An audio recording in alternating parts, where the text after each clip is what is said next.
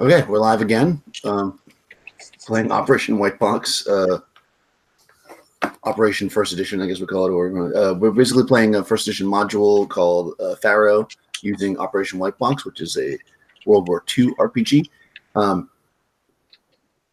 from the other direction of what just happened, hopefully, if you watch that, if not, then you know what's going on. We have 3 German soldiers who have been exploring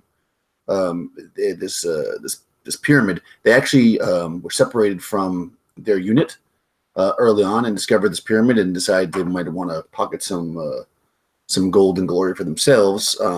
Unfortunately, there's been a lot of weird things going on. And last you guys remember, these very vicious-looking men, for lack of a better word, with sores and cuts and long, drawn faces attacked you, and you don't know how much time has gone by, but you couldn't move. You were dragged into essentially a dark room, and you know that some of your unit were killed and consumed by these vile cannibalistic creatures. You've been here basically thinking that you're going to die when suddenly light pours into the room. You're in a 20 foot wide by 40 foot deep room. Light pours into 3 openings as these creatures pour out into the hallway, and you hear the sound of a struggle, and you hear someone yelling in English, "Get yourself together, be a macho man." So let's go through. We'll introduce you guys. You're basically laying in a pile of bones in a dark room. You feel around you. You can feel that you still have your gear. You weren't stripped down of gear. You weren't tied up. You do feel a little numb. And actually, everybody take 18 points of damage. Okay. Well, it doesn't kill anybody. And from the previous combat. And so let's go through. And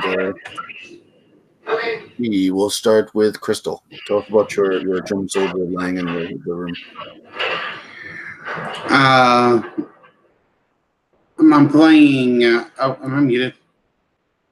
I'm muted, I know. Yep. You're not muted. Oh, okay. I'm playing Leonard Wenger.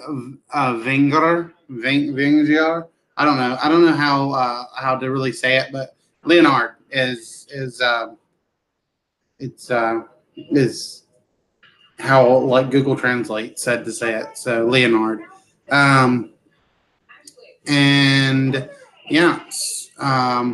Leonard is a charmer. Manages to pretty much get along with everyone. Usually likes to kind of crack jokes and make everyone laugh. Right now, he's kind of not in a laughing mood, as you know, he's waking up in a dark room full of bones. But he hears this other talking, and starts to kind of think to himself, oh, maybe I should try to get over there. Finding someone down here would be better than nothing. But he thinks for a second, and he calls out. For his allies.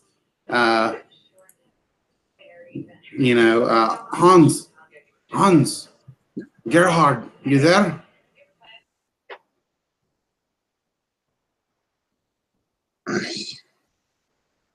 Rush. Okay. So Hans would wake up. Hans is basically going to be playing a grunt, just like because I didn't get a chance to actually use my character in the last bit before I got eaten. So I just converted him to Hans Wagner, who is a British soldier from Bonn. And he hears Leonard and says, and he's like, yeah, I'm here. And Tony? While the darkness is there, we flash back to the mid-1930s in Berlin, and you see a young German male that is sitting there with an art easel, and he's drawing a picture and doing his artwork there on the city streets of Berlin. And a bunch of his schoolmates run by, and as they do, they start making fun of him, telling him that he'll never be smart enough or wise enough to be in the German army. And as we flash back a couple years later after that, you see Gerhard van Schrump is entered into the German, inscripted into the German army. And now we go to 1943. He's got the rank of corporal now. As the dark has taken him, and he's reliving all of this has happened to him the past few years, and he's thinking that maybe it would have been best to try to stay on the streets of Berlin and do his artwork.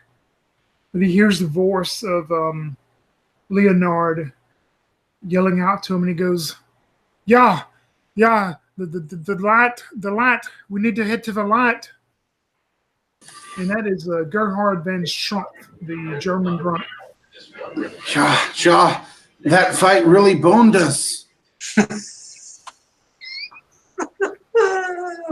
So I'll say this, just so you know. So you're in this room. It's 20 feet wide by about 40 feet long. You're at the far end of it.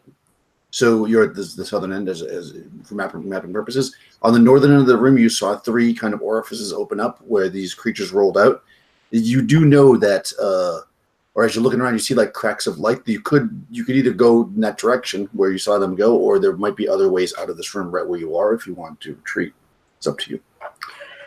Okay, so we're on the southern. You're on the southern side of the room, yeah. And you're actually, as you look around you, because your eyes are like adjusted to the darkness, you can see like cracks and stuff. You think you might be able to you can either go to where they went, which and kill them to get away, or you could maybe go through the wall. There might be some other way out. You can't really tell. I heard voices. Should we go see if there are other people? Sounds like they're being attacked by those things that got us. No, those were not German voices. We do not go that way. Go the other. Well, I mean, where we're at, what does it matter anymore? I mean, German, American, makes no difference to me. I just want to survive. Gerhard starts crawling the opposite way to try to find a different way out. Okay, you roll a d6. Or 2. Yeah, you're actually able to. You kind of get up and you kind of feel around and you kind of feel like you hit like a like a lever or something that you can't quite figure out exactly what it is because it's dark in here. But you push it up and actually a crack of light comes through and you can see you're looking out into the hallway. He yells out at Hans. Then he goes, "Hans, we go this way. Leonard is acting foolish." Yeah, Leonard, upon seeing that you found a way out, he'll leave those others to their doom. Okay, Daniel, for mapping purposes, room. Yeah, you're in the southern. You're basically at the southern. Characters died. Which, where's this room located? So I can draw it on the map, or I'll just start a new page. How about that? What do you mean? You're already in this room. This is the center of that room. This is the room that your characters died in. Oh, You're okay. in that sarcophagus. It's called the sarcophagi. Okay, so we're okay. Yeah. So we're When you currently. pop out of the sarcophagi, you see that on the west wall there's 2 doors. One of them is the one square above the bottom of the room, and one is one square down. So basically, if you drew this room before at 60 feet north south, on the west wall, 20 feet up is a door, and also 50 feet up. And you hear the sound coming from the other side, basically. What do you guys want to do? You now hear a grunt, and you start to hear bodies being dragged.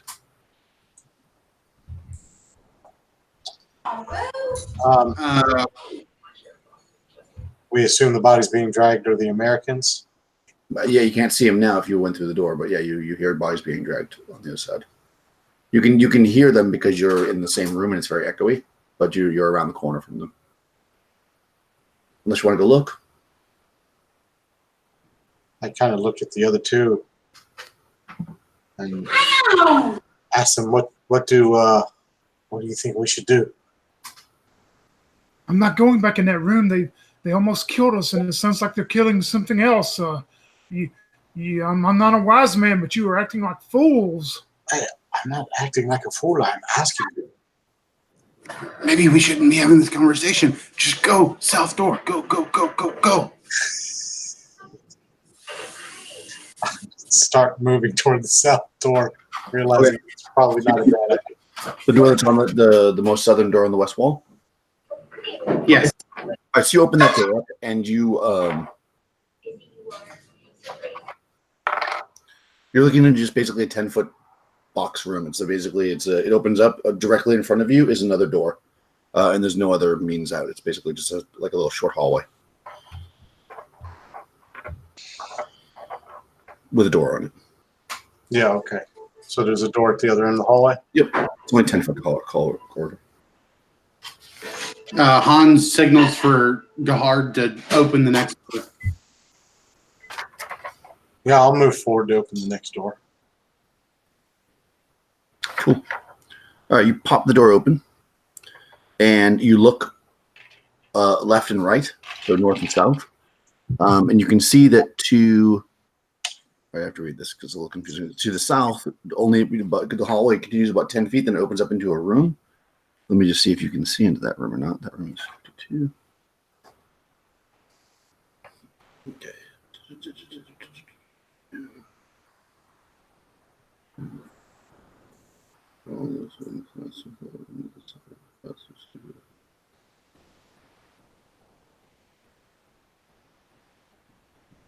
Okay, to the north, you can actually hear it, and if you shine your flashlight, you can see it. There's inexplicably there's a waterfall pouring down.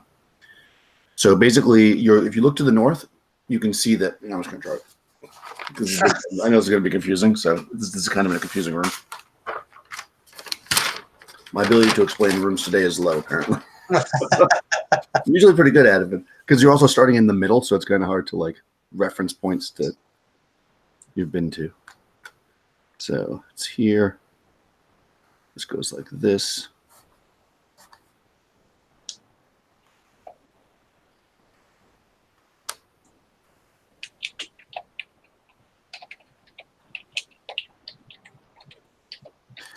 All right. Okay, so you came through this door, right? There's a door directly across from you. If you look to the left, basically, you've got door. You also have a waterfall. If you look to the right, so south, you see a large room and there's a statue at the bottom. Yeah, make sense? Yes. Okay. So now I will read the description, so it actually makes sense to you. You enter a 10-foot wide passage that is 20 feet tall. Writings cover the walls and the ceilings. There are 2 verses on the ceiling and another 8 on the walls. The passage is 60 feet long. There's a wooden plank door on either side of the passage, 10 feet from the north end. There's a similar set 10 feet from the south end, which I just showed you. The north entrance is blocked by a thundering waterfall. The southern end of this corridor opens into a room. And what you can see in that room, the room is 52.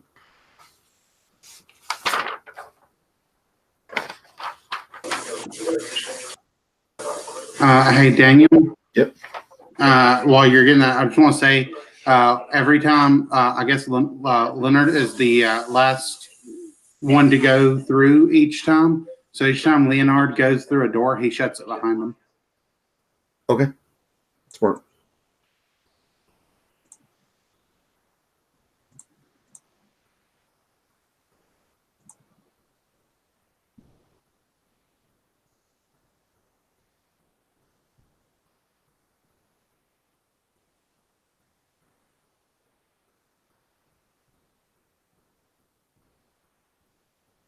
Okay. So, I mean, you just looking quickly, you don't see much, but you do see a large statue down there, and what catches your eye, because it's pretty far away, as your flashlight hits it, is a very large gem. This statue is of Amun-Re. We'll just say that you guys also encountered Amun-Re in the desert. Why not? And it's a statue of Amun-Re, the king. And in his forehead is a giant gem. Could you show me the map one more time, if you don't mind? And just click your little picture so it'll stay up for me. Okay. All right, I'm ready. Well, yeah, it's right. So you came against, you came through that. Okay, so those are about, all right, that's 10, and almost say that's about 30 or 40. And then it goes. The corridor is 60 feet long. The doors are 10 feet from the north and south. Okay. At the north, there's a waterfall. At the south, it opens up into a room. And like I said, the room seems to have a statue at the end of it. With you can't make out much detail until you go into the actual room, but or get closer to it. But the statue seems to have a large gem in its forehead. What color is the gem?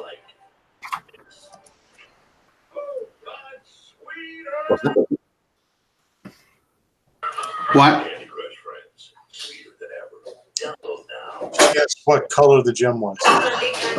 Okay, yeah, okay, thanks, Crystal. All the background noise is making it hard. It is well,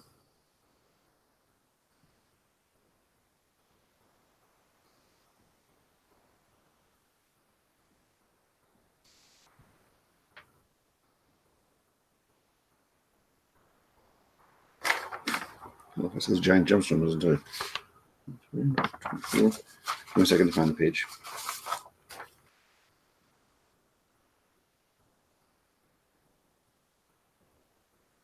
It's red.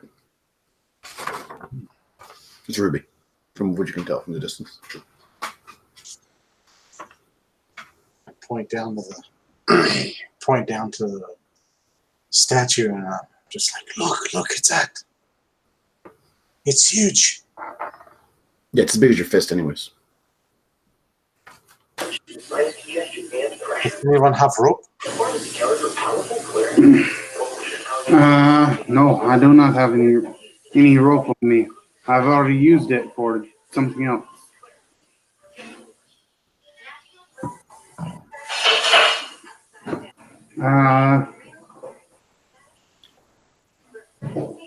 Let's see.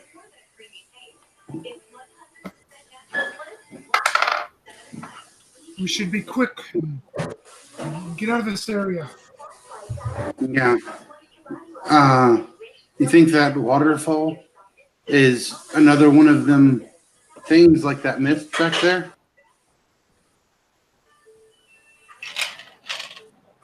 Things like that. What? You know the mist that we went through the mist and it kept changing on us. I don't want to be stuck in that again. Yeah. Well, let's look at this gem real quick and maybe we can pry it out, y'all. How far away is it? From where you're standing, so you take out your measuring tape. It's like so it's 60 feet away, roughly. 60 feet, but it's down. You said like down. It's south. Okay, I misunderstood you. I was thinking we were looking down. No. It's a 20-foot statue, so it's actually higher than you are. Yeah. I totally misunderstood that. Okay, I thought we were looking like the waterfall was falling. We were looking down the waterfall. No. I mean, like I meant down the corridor. No, yeah, that was all.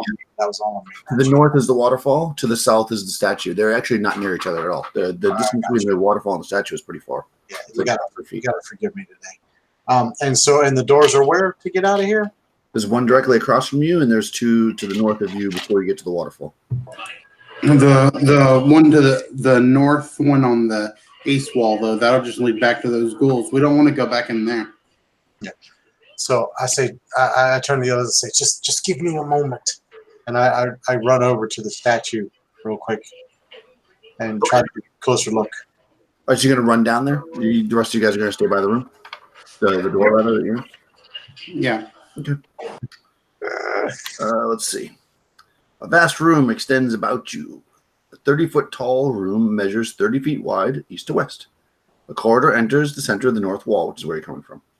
Old worn prayer rugs, their patterns faded and cloth moth-eaten. Patterns faded and cloth moth-eaten, that's what it says, are neatly placed about the room. In the center of the south wall is a 30-foot tall statue of Amun-Re, as I mentioned. A giant gemstone glimmering from his forehead. It's red. A compass rose is carved into the floor in front of the statue, clearly pointing the direction of the north, which is where you're coming from. So you run towards the compass rose. So in front of the statue is it's carved into the ground. Otherwise, the room has a lot of rugs and stuff, but they're kind of old and beat up. The statue, he's like standing there like, okay. Well, it's not exactly. He's like a statue would be. So you could theoretically climb the statue if that's what you're getting at, without rope because it's a statue. My only concern, I think the ruby would be worth a lot. The problem that I have is that because we all started off minus 18 hit points, and I'm only down to 9. Oh yeah, so you can actually recover if you take a moment because you guys just had a combat. So you can recover 2d4 rather. I'm sorry, I should have said. Oh, okay. Sure. All right. That's nice. You said 2d4? 2d4, yeah. I rolled 2 1s. Oh jeez. Huh. And I did the opposite. I rolled 2 4s. Oh.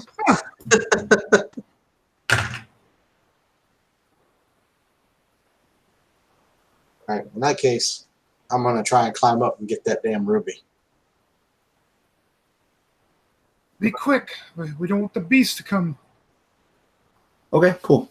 Yeah, so you walk forward. You it looks pretty safe. You walk right forward, and as soon as you step over that compass rose, it's in the front. The floor opens up, and you fall. Fuck.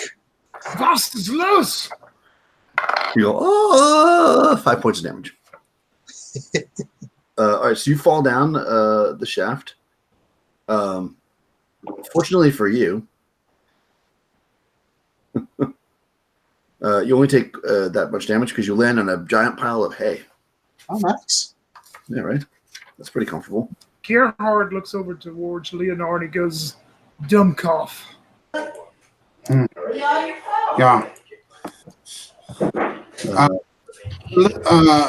Hans, do you need help? How far down the hole? You fell down about 30 feet. 30 feet. Yep. Holy shit. Luckily, you landed on a pile of hay. Yeah. You're in a room with 4 doors. One to the north. Well, you can't really tell where. Well, I guess you can tell because you just fell through the thing. One to the north, one to the south, one to the east, one to the west. In this room, let me just read it. Apparently, there's a pile of hay in the center of it because it says that. But let me just read what this is in this room. I'll do this. There's a lot of flipping back and forth in this module. Should I staple everything? Okay. You fell into this room. The heavy plank door opens 30-foot square room, 10-foot tall walls rises into a flat ceiling. There's a door in the center of each wall. In the center of the ceiling is a 10-foot diameter hole, which is where you just fell through. This is the bottom of what appears to be a circular shaft. Well, appears to be. You just fell through it. You know it is. A large pile of straw lies directly under the shaft. Oh. I should probably mention that 2 hulking shapes move towards you. Nice. So yeah, you notice that pretty immediately as you slam into the ground and you kind of get your bear, maybe you reach around, you pick up your flashlight. You can hear above faintly the voices of your comrades calling. But you look and you see 2 huge men, but they seem to be, you can barely make them out. They seem to have like big helmets on or something with horns. And when you point your flashlight at it, you see that in fact these men have the heads of bulls. And they're Roll your next character. They're brandishing large axes as they step forward. Go roll initiative. Roll initiative. I got a 6 this time. Nice. Okay. They got a 6 too. I'll let you go first. The characters go first. So you got 2 minotaurs. What would you like to do? I'm just going to lower my rifle. I'm just going to pull my rifle around and just try and blast one of them. All right. 1 second here. Oh yeah. So their AC is 13. All right, so I get this plus 3 to hit. I don't have a bonus with my dexterity, so basically I get dice plus 3.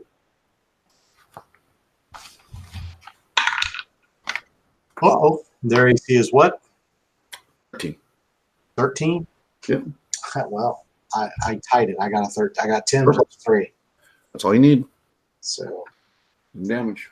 battle rifle is D6 plus 1. Yep.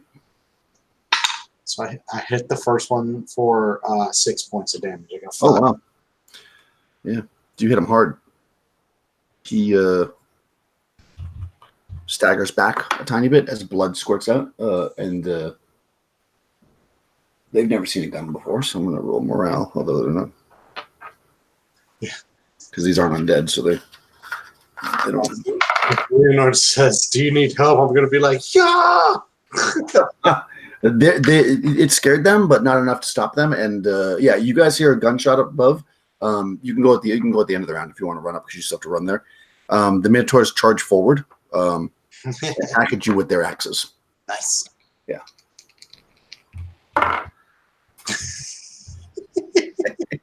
All right, so they come down on either side of you with their large axes and chop into your flesh. Let's see. I gotta get a 15. Oh no, they hit 15. Oh, okay. Yeah, twice. Well, they both of them did. So 3 and 3 is 6. Plus 4 is 10. Plus 1. 11 points of damage from 2. I'm still alive. You get chopped heavily. As you guys run up, are you guys running up? I'm assuming you are. Sorry, man. Yeah. Yeah, you run up and you look down this 30-foot tube, and you see these. From above. It just looks like 2 people with horned helmets with axes are chopping your friend who's on the ground like this with the rifle. I'm going to shoot. Go ahead, Tony. Oh, can you hear me? Yep, I can. Go ahead. Yeah, I'm going to go ahead and shoot from up there where we're at. If I see them, I want to take a shot at one of them. Yeah, you can do that. They're pretty big. So Lenard is going to do the same. okay, go ahead, Tony. And let's see. Or not. Well, I hope I didn't hit my partner because I rolled a nat 1. Oh, nat 1. Yep. Let's see. Roll up a new character, Rush. Sorry. Yeah, go. You know what? Make a gut check to not hit him. Oh. Yeah. That's a 3 out of 6. Yeah, 3 out of 6 is still pretty good. Oh, come on, Di. Hey, I got a 2. Oh, yeah, because you don't hit him. Crystal. Sorry. Your character. Lenard. Leonard. Yeah. I got a total of 17 to hit. That hits. 2 damage. Oh, okay. All right, you hit that one. 2 damage. Okay. A glancing blow off its shoulder. It doesn't seem to be very hurt by that. Next round initiative, Tony. Oh, come on, good die. A 5. Oh. 3. You guys go first, so go ahead. Yeah, I'll shoot again then, I guess. Yep. I'll go ahead. Oh, good Lord. 16 plus 5 is what, 20-something to hit? That definitely hits. But it does minimal damage too. Okay. Okay. Leonard? Those men are horny. Run away. And I pull another shot. 12 to hit. 12 doesn't hit. No, you need 13. Hans. So Rush's third character with the same stats is going to be. Yes. They're both still up. They're both still up by a lot. Oh, really? Okay. Oh, they're Minotaurs, man. Come on. You said I hurt one of them really good, so I thought maybe he was close. So I'm going to pull my dagger or my bayonet or whatever. Mm-hmm. He's probably too close for me to shoot, isn't he? No, you can shoot him. Oh, I can? Let's do that. That's way better. Yeah, they're big. So, you're This time I got a 17 plus a 3. that hits. And 3 on the dice for a total of 4. It might behoove you. I'll just tell you, not to tell you how to play a character, but you're new to the system. It may behoove you to do auto fire. Oh. Because it's much more devastating. Yeah, but you can do this round as a burst, which is just the same as you just did. Okay. It just uses more ammo. So instead of using 1 round, this round you use three rounds of ammo. I've got the M1 Garand in my head, which was a single shot. That's what I always think of when I'm shooting that. So yeah, if Well, it says it can do burst fire, and according to the rules, but we let it do auto fire. So Okay. you can do auto fire if you want. well, I'd do auto fire if I thought I could. Yeah, so that's fine. So use 3 bullets this round, and you hit him. What was the damage? Well, it was 3 plus 1, so 4 total. Okay. Okay. All right. So that's you use three rounds. Remember, each magazine has 10 rounds because I mean we're not using actual real numbers. So you used 3 rounds this round. Next round, when you do auto fire, you're going to use 5 rounds, but you'll be able to do a lot more damage. Assuming you're not dead. Yes.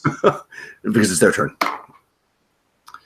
All right. So yeah, they're getting shot at. And they look up, maybe for a second to see what the heck's going on up there. But you guys are too far away for them to do anything. So they're going to, and they're holding strong on their morale. So they raise their axes simultaneously again. It's almost like a ballet of carnage. So good. 16 and 20. So that's definitely going to hit. Right? Both Yeah. those. Both of those. I'm sorry. Yeah. Well, I've only got 1 hit point. Really?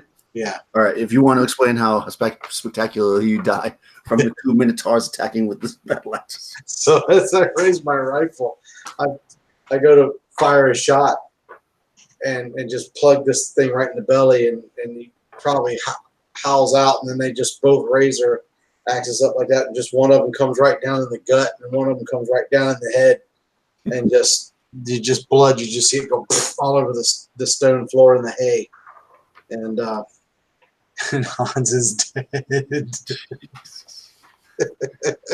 We're definitely getting into the meat of the module now, so it's getting a little tougher.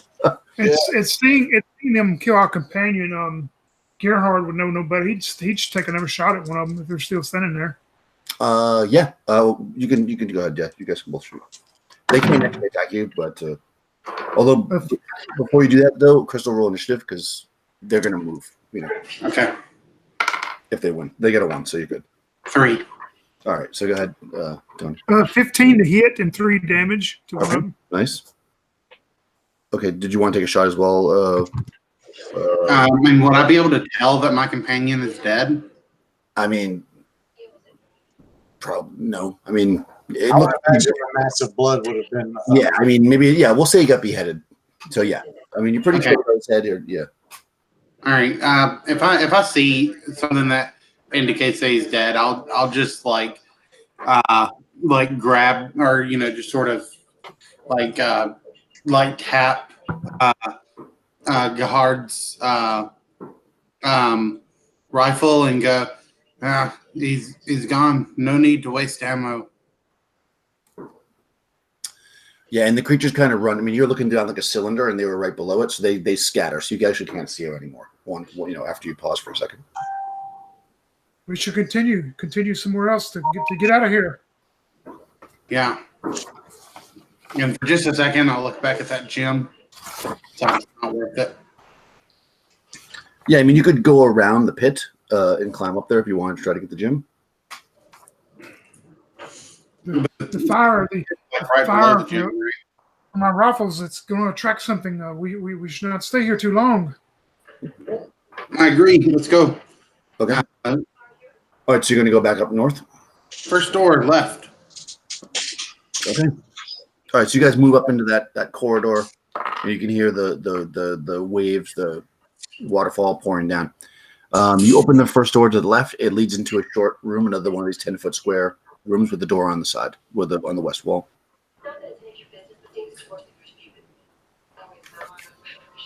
Go on. Open up. Okay. I'm asking Gahard to open these for me, by the way. Oh yeah, he'd do it. He's not going to know any better. Okay. Pop that open. I'm going to use this because it's easier to read it. It's a PDF.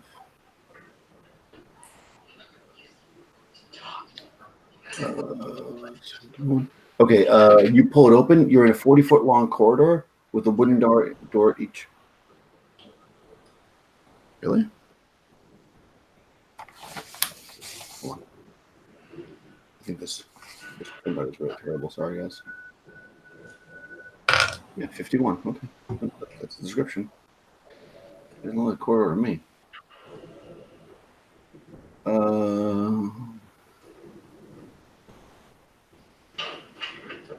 Sorry. Let's find it again. All right. You're in a 40-foot long corridor with a wooden door at each end. No, this is absolutely not the right picture of this room. This is 100% not this room. I don't know what room this is. That is so weird. Let me just look at something.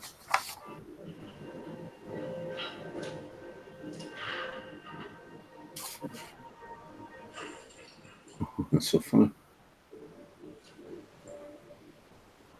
I wonder if this is like, well, if either the printout is just bad or if it's actually a known screw up in the module. Because when you buy these on Direct RPG, they just scans. They don't change them. All right. Mm-hmm. Yeah, this one's the same thing. 40-foot long corridor with. Oh, hold on. I'm looking at half the map. That's why. Because it goes on 2 pages. That makes sense, I think. Okay. All right. Sorry. That is the right description. It's a 40-foot long corridor with wooden doors on either end. You say 40-foot long, like. Yeah, so it is. It's 40 feet long. Yeah, so, well, yeah, you're looking east to west. So it goes west 40 feet. And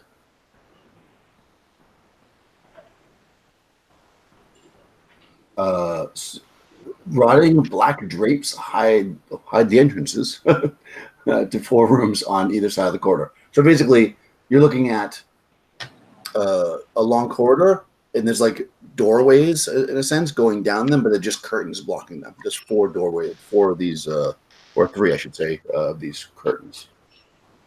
There are 2 small vials in the center of the corridor. Ooh. Oh, that's cool. So basically, you're looking at a long corridor with on either side of you, left or right, so north and south. There's curtains covering apparently rooms or something. And then if you go to the end, there's a door. But before you get to the end, like in the center, there's 2 small vials on the ground. They are filled with a kind of a green liquid. Kind of like an olive. Yeah. The doors that are north and south are they like 20 feet in? It's all along the whole thing. There's 4 of them, so it's like every 10 feet there's one. Oh, okay. Yeah, and they're just curtains, really. Gerhard will move towards where those vials are and pick them up and go. Someone left some type of a snops here or something. Yeah, they look like they've gone bad because they're kind of like green and like kind of thick, almost like mucus. But there's 2 of them. Yeah, he'll pick them up and pocket them.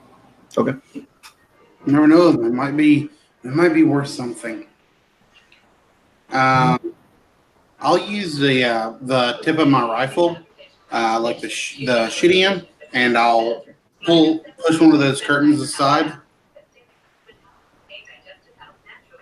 Okay. Yeah, I mean, you look through them as you're kind of going down the corridor, and you find that I don't know, Rush, did you make a new character yet?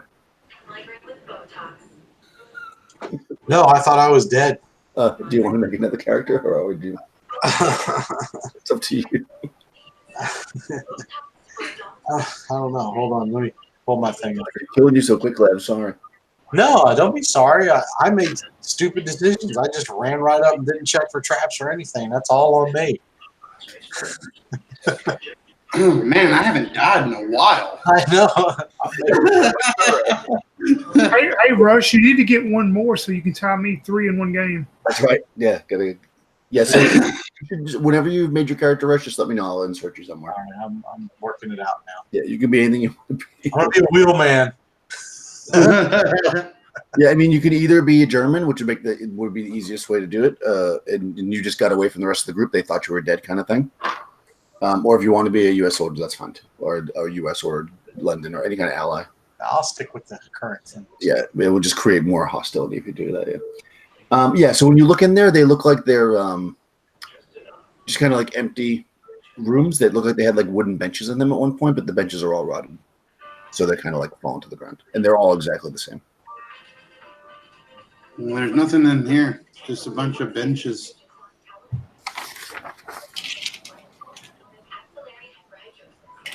What do you want me to do, Leonard? Do you want me to try to pry some of the curtains apart like you're doing? I guess Leonard has already pried them open because Daniel said they were all the same, right? Yeah, you can. Yeah, if you just go down them and you guys do it, you can definitely see they're all basically the same. They're all these rooms. There's benches in each one. They're in different stages of rotting essentially, but they're more or less just empty rooms. Maybe I it want was to get some away type of- from those things that dragged us into that that grave earlier. Keep going west. It must have been some type of chapel here or something then. Yeah, probably dedicated to that crazy guy that told us to come in here. Yes, let's keep moving. Movement is our If I friend. see that guy again, I'm going to shoot him right between the eyes. Okay. All right. So you guys go through that door, and you're looking. You kind of pop out, you open the door, and you look. You can see that it goes north and south. You've got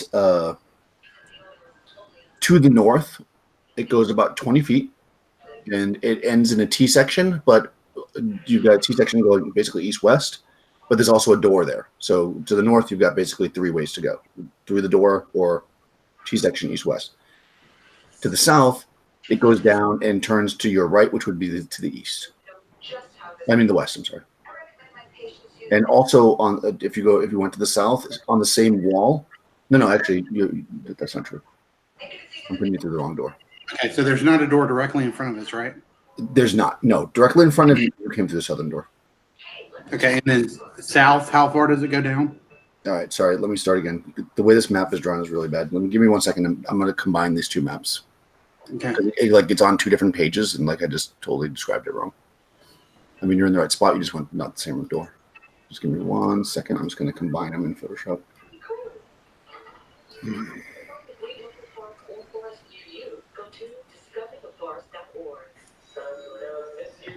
Okay, so that. Okay.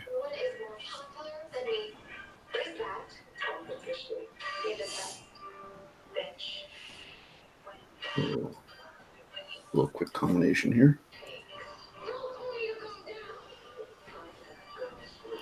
If Rush did want to make an American, I'm a charmer. Might work out well anyway because I get a +2 to like diffusing situations and stuff like that. Yeah. Or maybe a Russian. That'd be cool. All right. Okay, so you come through this door, and let me just re-describe this room so I forget what everything I said. You come through this door, and you can continue to go straight to the west. It goes about 40 feet and then turns to the north. Or if you look to your right, so basically north, you see about 30 feet up the corridor. You see on both sides, east and west, you see wooden doors. And then the corridor continues another 20 feet up to the north, where it encounters a door and a T-section I described earlier. Okay, to the north it goes 20 feet, and there's a door with a T-section. After those other doors, yeah. Okay. After the other doors. Yes. What other doors? Okay. You come through a door. If you keep going straight 40 feet, it turns to the right or the north. Okay. Or if you just look to the north from where you're standing outside the door, it goes 20 feet or 30 feet, I should say. And there's a door on either side, east and west. Then it goes another 20 feet north, and there's a door directly in front of you. And there's a T section east-west. Fuck. This is confusing me. I thought there was something to the south. Right, and that's why I said when I put the maps back together, I said, forget what I just said. Oh, okay. All right. So Right. So starting over. I'm drawing it for you because clearly that was my fault. I had you come out the wrong door, basically. Because the maps were on 2 different pages and it was confusing. So now I put them on 1 page so you can see it better. Or I can see it better, so I can explain. So you just came from here. Mm-hmm. When I first looked at the map and I flipped the page, I thought you came from this door. That's why. So you came from there. Okay, so that goes down and then it turns north. I can turn north, right? It does turn north, yeah, just further down like that. It goes like that. All right, then it goes up. There's a T intersection. Okay. All right, and then there's 2 doors on either side. That's right. Okay.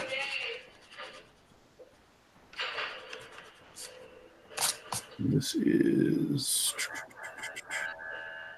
38. Let me see if there's anything going to kill you in this corridor. 38 west tall, 10-foot wide corridor.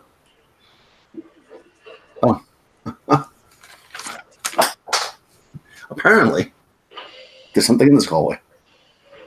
10-foot wide arch corridor runs east to west, so I guess they're putting you there. The wooden door leads out of the corridor to the north. Another hallway opens south of the figure. Okay, so you look to your right, and you see in the hallway. It's funny how they make no explanation of where you came from when they describe this room. So you're here. You come out of this door, and you see right here 2 figures in black robes walking towards you. Slowly, and they're chanting in some unknown language. Leonard will grab Gahard, pull him back into the room, and shut the door. Okay. Would we out of game question? Would these characters have encountered the black robe figures before? No, let's say no. Okay. I mean, it doesn't matter. I mean, I'm not metaing that. It's just I don't want to like fuck with anything else. Like, we just like horny men killing our friend, and then there was those things earlier. I'm like, that's like I don't want to fuck with it. You're back in that room. You're back in that room. That's the long corridor with all the cloth, the rotted cloth. Yeah. Leonard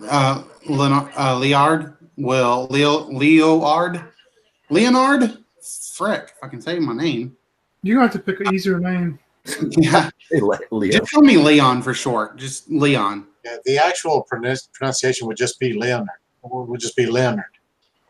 Like just Leonard, basically. They just spell it funky. Okay. Yeah, I mean, just call me Leonard. That's fine. Okay, Leonard will like basically signal to Gerhard, and like he wants to go back and to one of those curtain rooms, and just like he's gonna shut up all the curtains, and then he's gonna hide in one of those curtain rooms. Okay. And they're all like 10 foot, right? Yeah, more or less. Yeah. Do you instruct Gerhard to go in the same one you are, or in a different one? Whichever Gerhard wants to do. I mean, he sees what I'm doing, so if he wants to go in another one, that's fine. But that's what. Yeah, he's probably thinking that that's what you want him to do, so he'll go into one adjacent to you. And wait there for just a few minutes to see if those shadowy figures are gonna come by. Okay, perfect.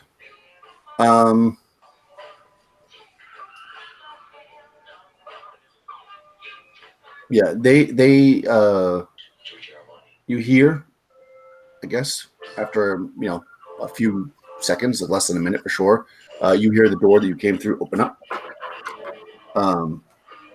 And you can hear them kind of grumbling, some kind of chant. And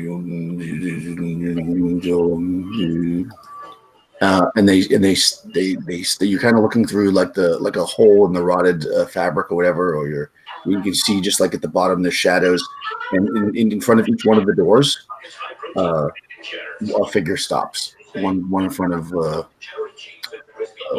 Yard and one in front of Leo. You said they stop in front of us? Yep, they stop right in front of your door. Yeah, Gerhard's just gonna, if they stop in front of him, he thinks that they probably saw him, so he's gonna run out there and confront them. Okay, you're gonna run out? Yeah, because he probably thinks that they've seen him or nobody's in there, so he would run out and to confront them. Okay. So you pull the curtain aside, and what you see in front of you is a figure in a dark room where you would imagine that his face should be. You see essentially a skull with with empty eye sockets and a evil grin of death. And yeah, it's going to try to grab your face. So go ahead and roll initiative. What are you doing, Crystal? A 4. Leo is gonna pull his rifle up. He doesn't want to shoot his friend. Leo's gonna get ready to run. Okay. So you're just going to wait in there? There's one of these creatures in front of yours as well? When it's my turn, when it's Leo's turn, Leo will say run, and then he's gonna run back to the door they came through. Okay. So he's gonna run to the west where the two figures just came through. Okay. So you're going to like burst past it and try to run out the door. That's cool. So they got a 5 on initiative. What'd you get, Tony? A 4.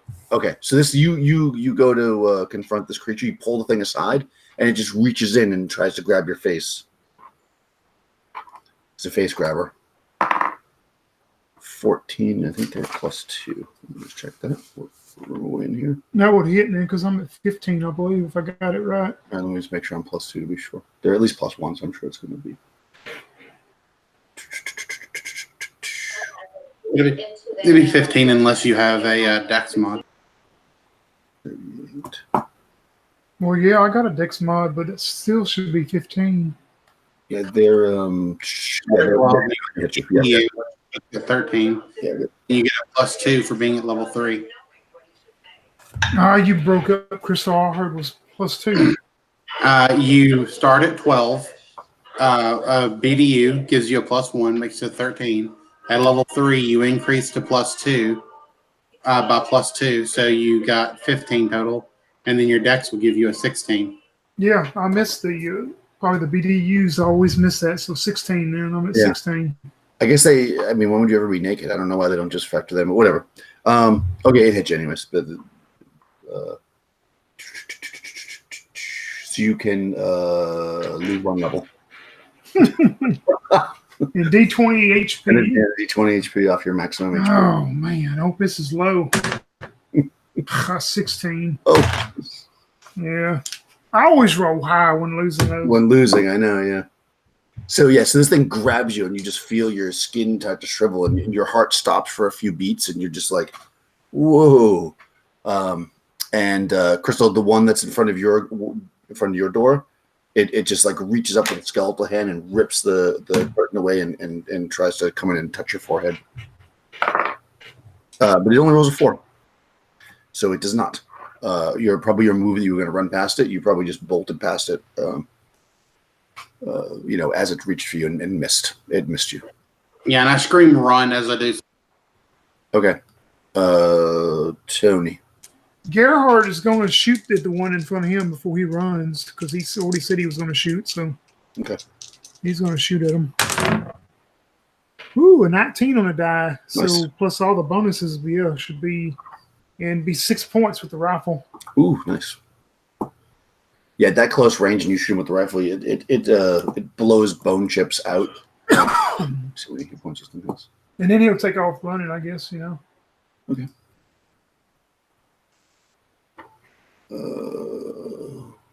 All right, so you were this 6 points. Nice. Yeah, it actually it blows the bone, like I say, bone chips go flying, and you run past it, and out the door. I guess you guys run out the door. Yeah, he would follow wherever Leonard's going to follow. So where are you going, Leonard? Leonard's gonna run north and through that northern door. Okay, yeah, you can get there in one movement. All right, so you burst through the northern door into L40. And when you open the door, let's take a break for use the restroom. All right. Yeah, we'll see what's in there. Let's take 5.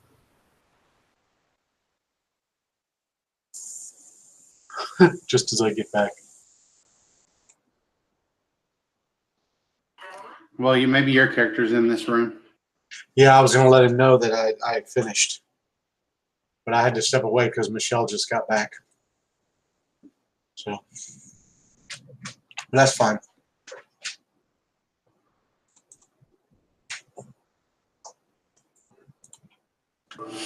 Yeah, this soldier for me is a charmer. So I'm going to say I'm a coward. Well, I tried making 2 grunts, and both of those failed miserably, so I made a sniper this time. I have an intelligence of 6 and a wisdom of 7, so.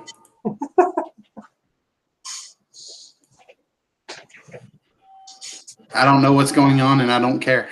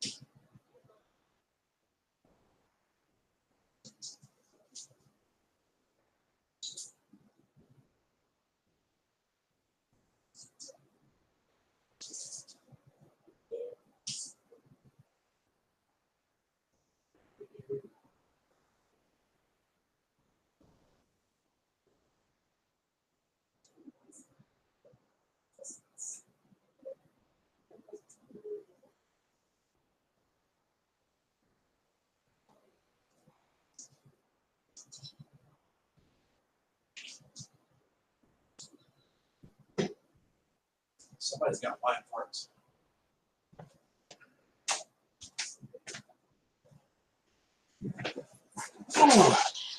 Ooh.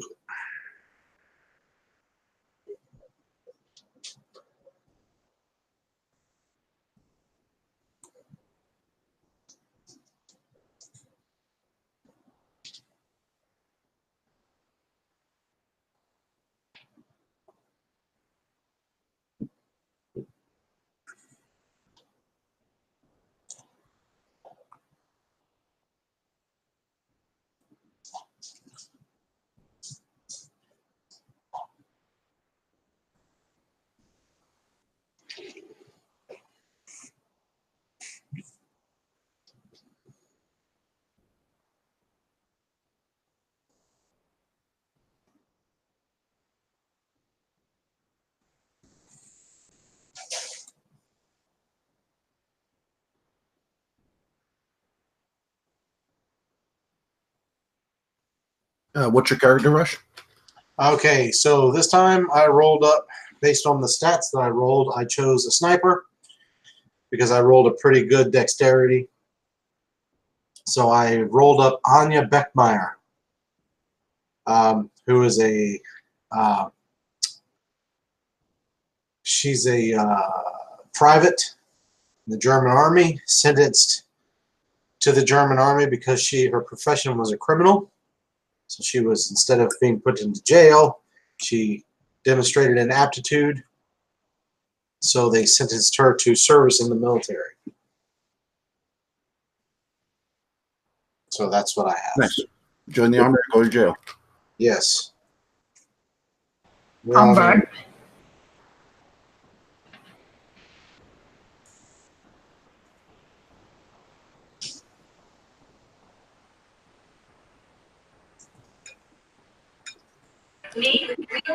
Hey, can I have some of that Chinese? I'm eating a big bowl of ice cream, but I'm not going to show you. I know. I looked. I didn't have any ice cream. I'm eating a cookie. We didn't have any bread, so we just had hamburger patties and chickpeas. I like chickpeas. They're good for you. Yep.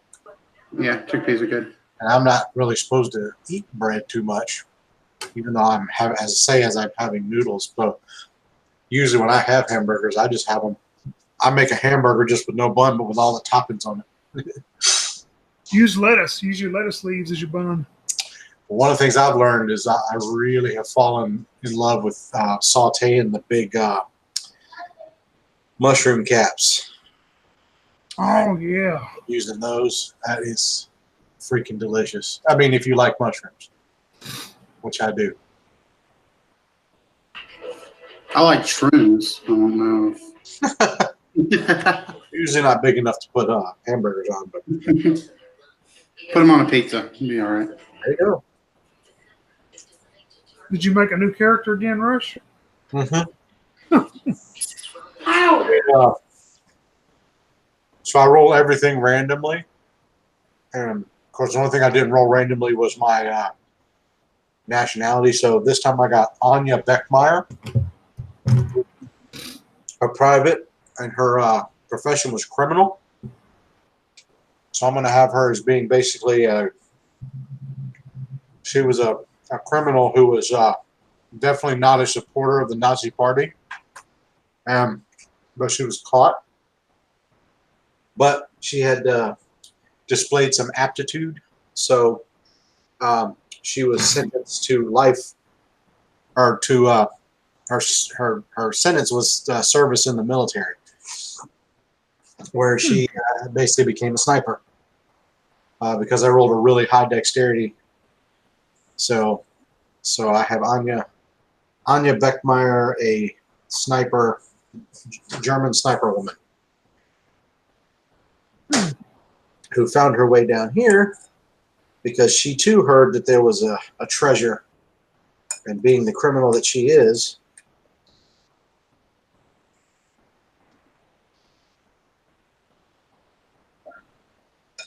I'll let Daniel weave that in there however he can. Yeah, I think maybe you were with our group earlier and we thought you were dead at some point. Say what now? I think maybe you were just with our group earlier and we just thought you were dead at some point. Yeah, that makes the most sense. That's why I created the Captured by the Ghouls intro, because this way any new characters could have, any new German characters could have just been part of that group. Yeah, they just thought you were dead. So I just think for simplicity's sake, I'm just going to put you in this room because it's just easy and there's nothing really in the room that would kill you immediately. All right. So no spoiler alert here. So back at it. Here we go. All right. So you guys burst through the door to the north, startling. What's her name? Anya? Anya, yes. Rush's new character. Rush, put your character in chat, please. We'll do that, actually. Whoops. This is not surprisingly, the kitchen, and Rush is eating food, so it worked out perfectly. This room is 30 feet wide, east to west, 20 foot deep, north to south. The walls are 10 feet tall, and the ceiling is flat. In the center of the room is a heavy wooden block stands with a cleaving knife stuck into it. A large copper kettle hangs on the walls. Large copper kettles hang on the walls. That makes more sense. A door leads from each end of the north wall. A single door is set into the center of the south wall. So there's two doors to the north. It looks like. Hold on, I gotta go back to this map. Wait, this is actually a kitchen area? Yeah, actually, once again, the description of the room explains there being a door here, and there's not a door. Yeah. Well, at least Anya knows her place. The north wall. I'm just glad I didn't say that. The north wall has a door. The south wall. We'll just say, Anya, that you escaped from the slaughter of the ghouls, and you've been hiding out in this room, holding a position. So you haven't explored any further. Okay. But there's a door to the north, and essentially you guys just burst in the door to the south. I guess just because I'm kind of mean, I'm going to roll. The door to the roll because you're a sniper, and you're going to have been set up to shoot whoever comes to the door. So we'll say we'll roll, and I'm going to make you roll because I'm mean. If you roll a 1 on a d6, then you don't recognize them immediately, and you're going to shoot one of them. Yeah, I feel like that's what we should do. That's fine. So proud. Just for added realism. Yeah, that's fun to me. Is the door to the north? Is it in the center of the room? It is not. It is over to the west side. Luckily, I got a 4. All right. Yeah. So you're hiding behind the block of wood with the cleaver up there, and they come running in, and you see two of your compatriots. Unfortunately, your lover Hans was not with them. You don't know where he went.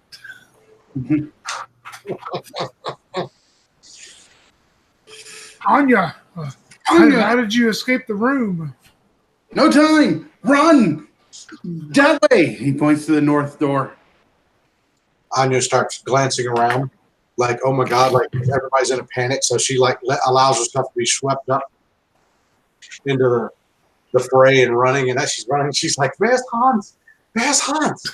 Well, as they go through the door, There were two giant men wearing these Viking helmets that they slaughtered them with an axe.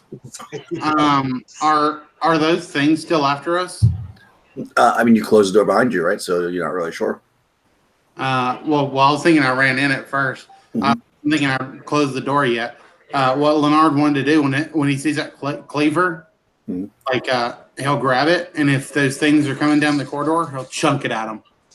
Okay, but you can't say that the doors close automatically behind me, and then the one time you want them to not be closed, not do that. Okay, all right, yeah, okay, that's fair. It's whatever. That's why. So yeah, if you don't want to, that's fine. But No, that's fine. Yeah, I did say that I would close them automatically behind me. Yeah, but you can open it back up if you want.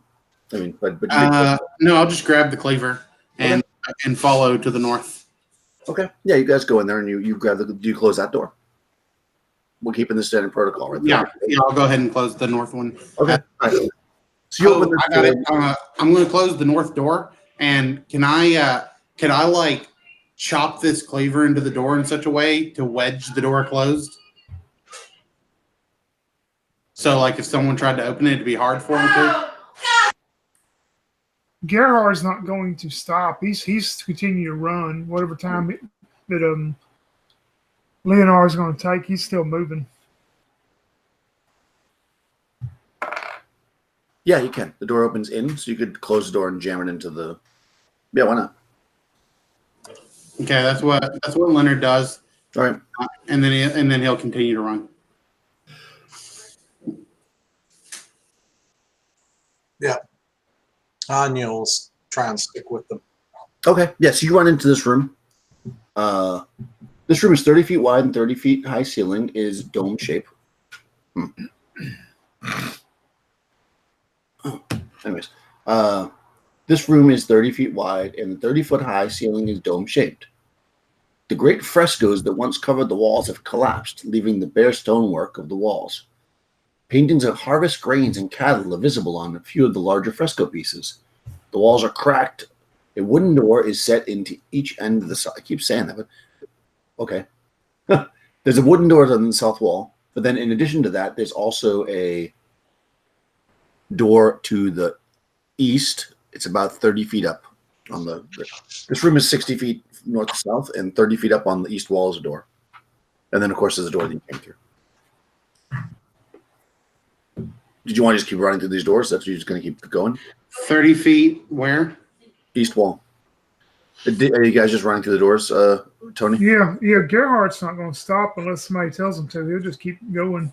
Well, do we know where we're going, or are we just running? No, we're just running. You're just running now. You can't really map if you're just booking it. All right, so you bust through the door on the east wall, and you're in kind of a quick T section. So there's only 10 feet, and then it goes. You come into a T section. You can go straight another 10 feet past the T, but then there's just a wall there. So it's just kind of like a little alcove. And then to your left, which is north, is a statue, and to the south is a corridor that runs down. So your movement is okay, and 34. So let me just say what the statue is. You enter into section, 10-foot wide arched hallways, 10-foot deep alcove with carved stone statue lies to the north. Statue is of a woman with the head of a cat. There's a stone door 10 feet away to the east. Yeah, that's one you just came through. To the west is to the west is a wooden door. There's actually a wooden door to the west. That's not a dead end. And the corridor to the south runs into the darkness. To the west. Okay, so there's a wooden door there apparently. Although on the map it's marked as a secret door, but okay. I guess apparently it's in the description as a wooden door. Right. So you bust through this door. As you do, you notice coming from the southern corridor are those two men in black. One of them is Will Smith. Do they see us? Oh yeah, they're moving towards you quickly. How far away? Let's see. So your movement, and you went through doors. Their movement, and they went. Actually, they're like pretty much right there. Like they're going to be able to engage you. I'm off inside. I was going to shoot one. Shoot at one of them. Okay. You can do that. Let me just roll initiative. Let's roll initiative. They got a 6. I got a 5. If it's my turn, I don't know. Okay. Yes. If you're going to stop to engage them, then they're going to go first, and they're going to move up. Is there anybody else stopping, or are you guys running? I'm going to keep moving forward so that I can get about 10, 15 feet, enough to be able to turn and use my rifle. You can use your rifle. We'll say. I mean, you doing what you can't. If you go 10, 15 feet forward, you're going to be out of the room. Oh, okay. You're in T section. They're coming up. I mean, basically they're going to use their move and then attack this round. So they're about 20 feet away from you right now, technically. Like if you had one initiative, then you could have made it through the door. So if you want to shoot them, you can. It's Mike. Yeah, that's all I want to do. Okay. All right, so they're going to go first. So they move up, the two men in black, and they take out their little thing, and they're just like, "Where's my camera?" So the first one is going to, let's see, I'm going to go random on who they go after, because all of your souls are tasty. Okay, the first one's going after Crystal's character with a 17 on the die is going to hit you, I think. So you may lose 1 level, please. And the second one is going to go after actually Tony's character, but rolled a natural 1. So it goes right past you. It's like, Yeah, so you lose a d20 off your hit point maximum, Crystal, when you drop the level. She's muted. I don't know if she stepped away or. Oh. I'm here. I'm doing math and stuff. Okay, no problem. So then you guys can go. So I guess if you're doing your math, I'll let Tony go first. Yeah, I'm just gonna. I was gonna shoot at one of them. So I guess the one that stumbles past me, as he follows around, I'll shoot at him. 13 to hit. I think that hits. I think I said 13 was the armor class. Yeah, do minimal damage of 2 points. Okay. Yeah, this is the same one you shot before. We'll say because that's why. All right. Yeah, it some more bone falls off, but it's still up, and then it rushes past you. Crystal, Leonard. Liard. Well, fuck. I mean, shit. He just got hit by the thing. I mean, it's too close to shoot, isn't it? I mean, you could step back and shoot it. Sure. I mean, you're in a big enough area that you could shoot it, like because the corridor goes down further. Sure, I'll step back. Liard will. Tears are just like draining from his eyes as he steps back to shoot and rolls a 4. Okay. Yeah. So you are close. You bang back into the statue and you try to shoot, but it goes wild. And how about Anya? Anya, can I tell? Can I take with a very quick glance? Can I see which one is the most injured? Well, I mean, being that they're both dead. Okay, good point. You'd say they're both probably pretty. All right, so I'm gonna take a shot at the one that swung at Crystal. Okay. We'll just do it that way. All right, so I got 14 on the die plus 7. That hits. Yeah.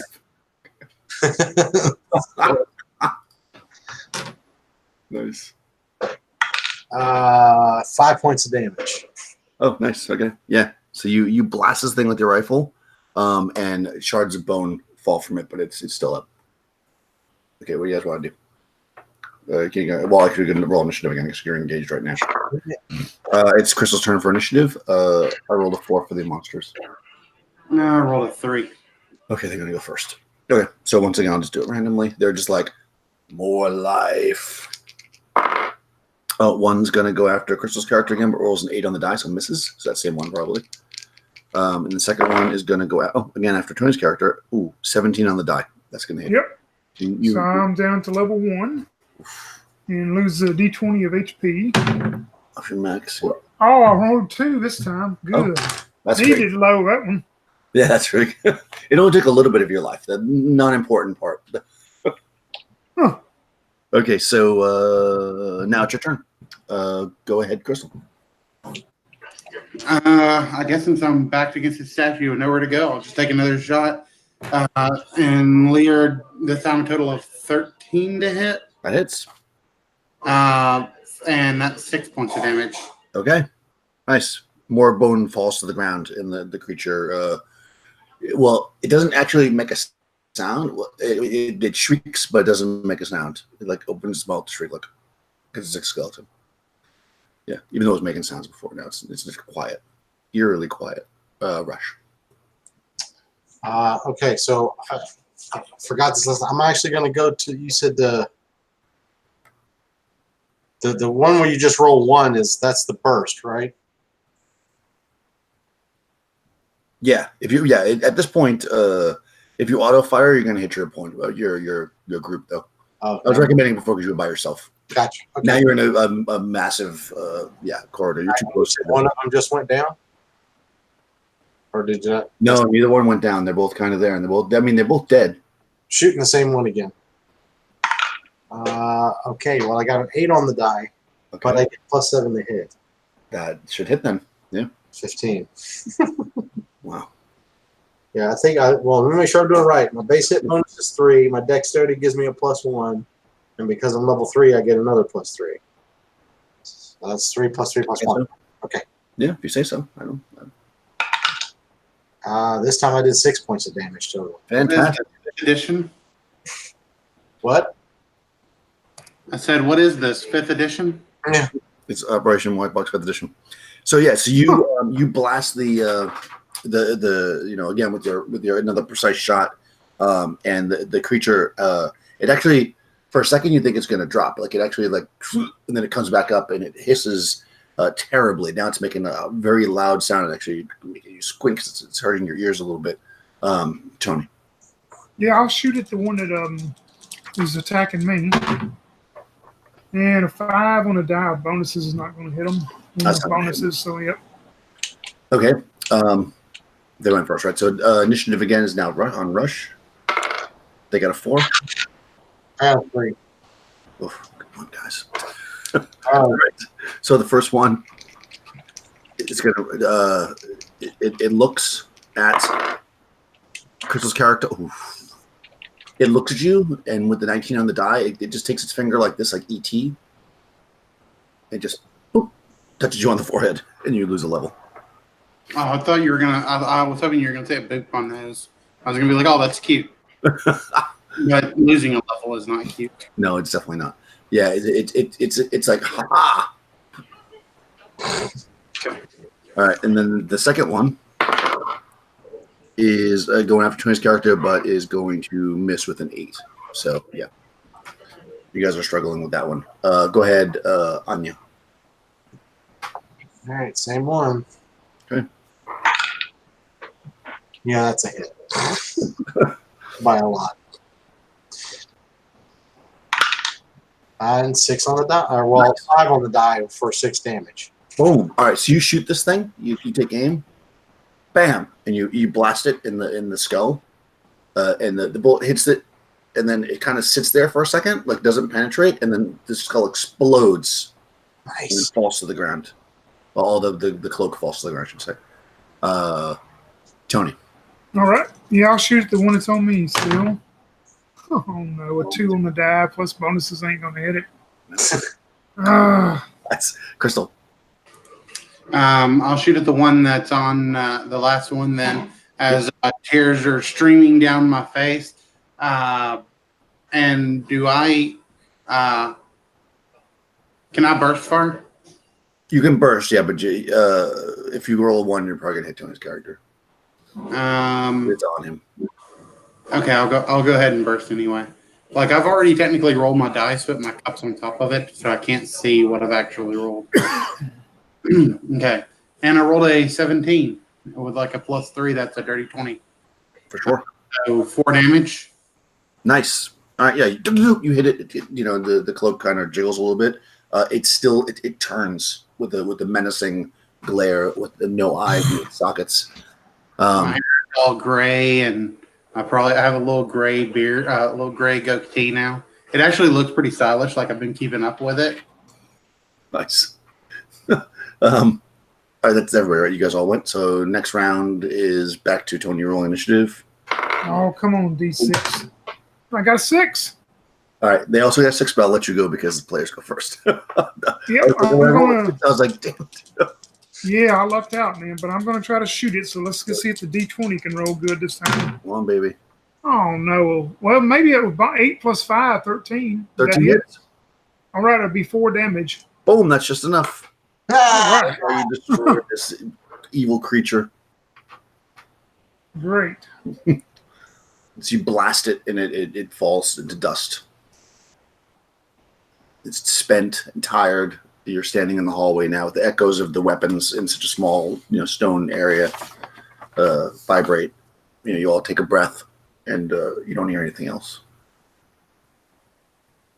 Is there robes still there? Like we could poke into your robes and see if there's anything under them, or? Yeah, you can. There are there. Yeah, there's nothing underneath the robes except dust. However, roll a d6. 4. Okay, it's dust. Actually, every roll a d6. What madness is this? I got a 2. Nice. I got a 1. Fantastic. Okay, so 2 things you guys notice. Number 1, when you're looking at the dust and you're like, "What madness is this?" Leonard looks at the dust, and you look at it, and you think that it's sparkling in a strange way. And as you start to look at it, you actually see that there's like diamond dust, like mixed in with the bone dust, like a decent amount of it too. Oh, look at this. I believe these are diamonds. And Rush, you notice that some of the stray bullets actually cracked the base of the statue there, and in looking through, you can see that it's hollowed out, and inside there's some silver piled up. So I would look over to the others, and I would say, Gerhard, Leonard, come look at this. And I wave them over and point to the holes where they can look in there and see that there's silver inside. Yeah, there's a Gerhard will just start reaching there and pull them out. there's you can probably break apart some of the plaster to put it. They're in like a bag, but you can kind of it get tipped over so you can see it. There's a decent amount of silver. It's probably weighs about 15 pounds. So there's a lot of silver coins there. The dust you can scoop up if you want to put into something that's also going to be valuable if you bring it to a jeweler or something. Diamond dust? Kit. Can I put it in my mess kit? Yeah, sure. Okay. Don't mess with it. What's that? I said don't mess with it, though. Yeah. Yeah, but you guys can definitely scoop that up. And there's 1,500 silver, just if you want to keep track of it. All right. Yeah, and a bag of diamond, mess kit full of diamond dust. You can do that then.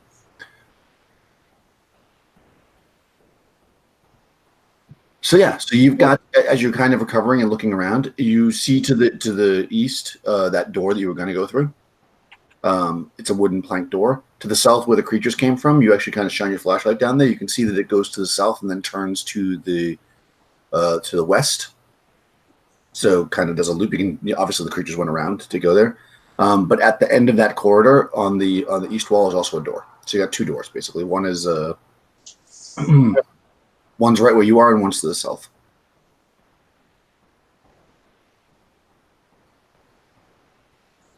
You know, I wonder if this is the door that we're talking about. So you get two doors, basically. Okay. Three total, but two that you can access.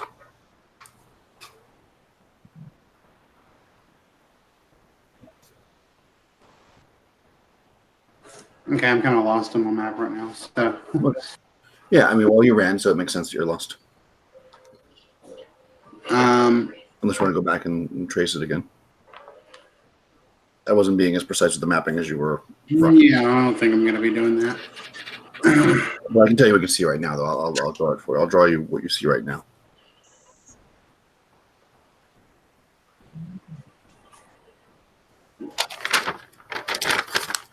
Okay. So, basically, the kitchen rooms that you ran through were over here. So you ran through this hallway, you just engaged the enemy in this area. There's a door right here. This is a statue. You were to go down this corridor to the end. There's a door here, and it also turns. Where did the creatures come from? Can you point that out? Yeah, they came from here. Okay, yeah, that's what I thought. Okay.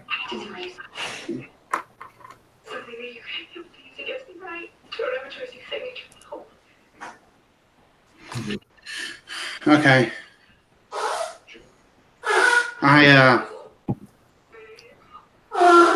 Leo goes up to rub his chin, and he feels a little bit of fuzz there.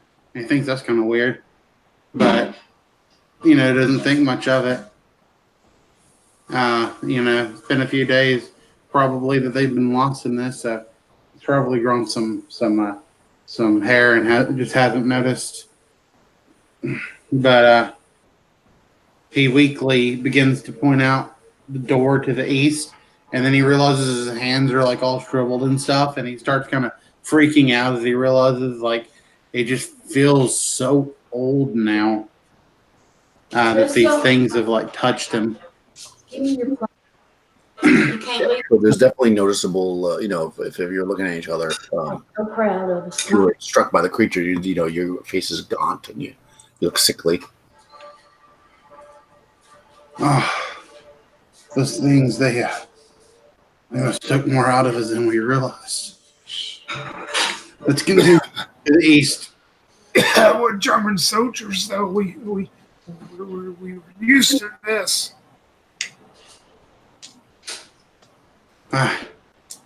German, whatever, it doesn't matter. We got to get out of here. Yeah, and Gerhard, whatever way you lead or tell him to go, that's where he'll go. Yeah, he'll point to the east, to that east door, the one that we were going to run through a while ago. Okay. So you come into this relatively large room. Let me just see the description if it makes any sense. Yeah, because that's that. Okay. Before you is a brilliantly lit hall, 30 feet wide and 50 feet long. So you're coming in, though it says 50 feet long, you're coming in, so it's 50 feet north to south, just for your mapping purposes. You're coming in the second square up on the west wall, basically. So it's 40 feet further north to you and another 10 feet down. It's 30 feet wide, 50 feet long. A rapidly moving stream runs from the southern 10-foot wide entrance to a matching entrance on the northern wall. The dome ceiling, 30 feet above, glows brightly and gives life to lush tropical growth that chokes both sides of the river and nearly blocks out the view of the side walls, which are coming from the side wall. On each side of the river, nearly hidden by the ferns, flowers, and palm trees, there's a bronze bowl of enormous size, 4 feet tall and 6 feet across. The bowls appear to be filled with leafy apples, pears, oranges, mangoes, and the like. Gerhard takes off running to the water, the stream or whatever, and fresh water with food and drink, and he'll start drinking the water. Okay. Yeah, Leo's going to run over and grab one of the fruits. He'll look at it first, examine it. Does it look okay?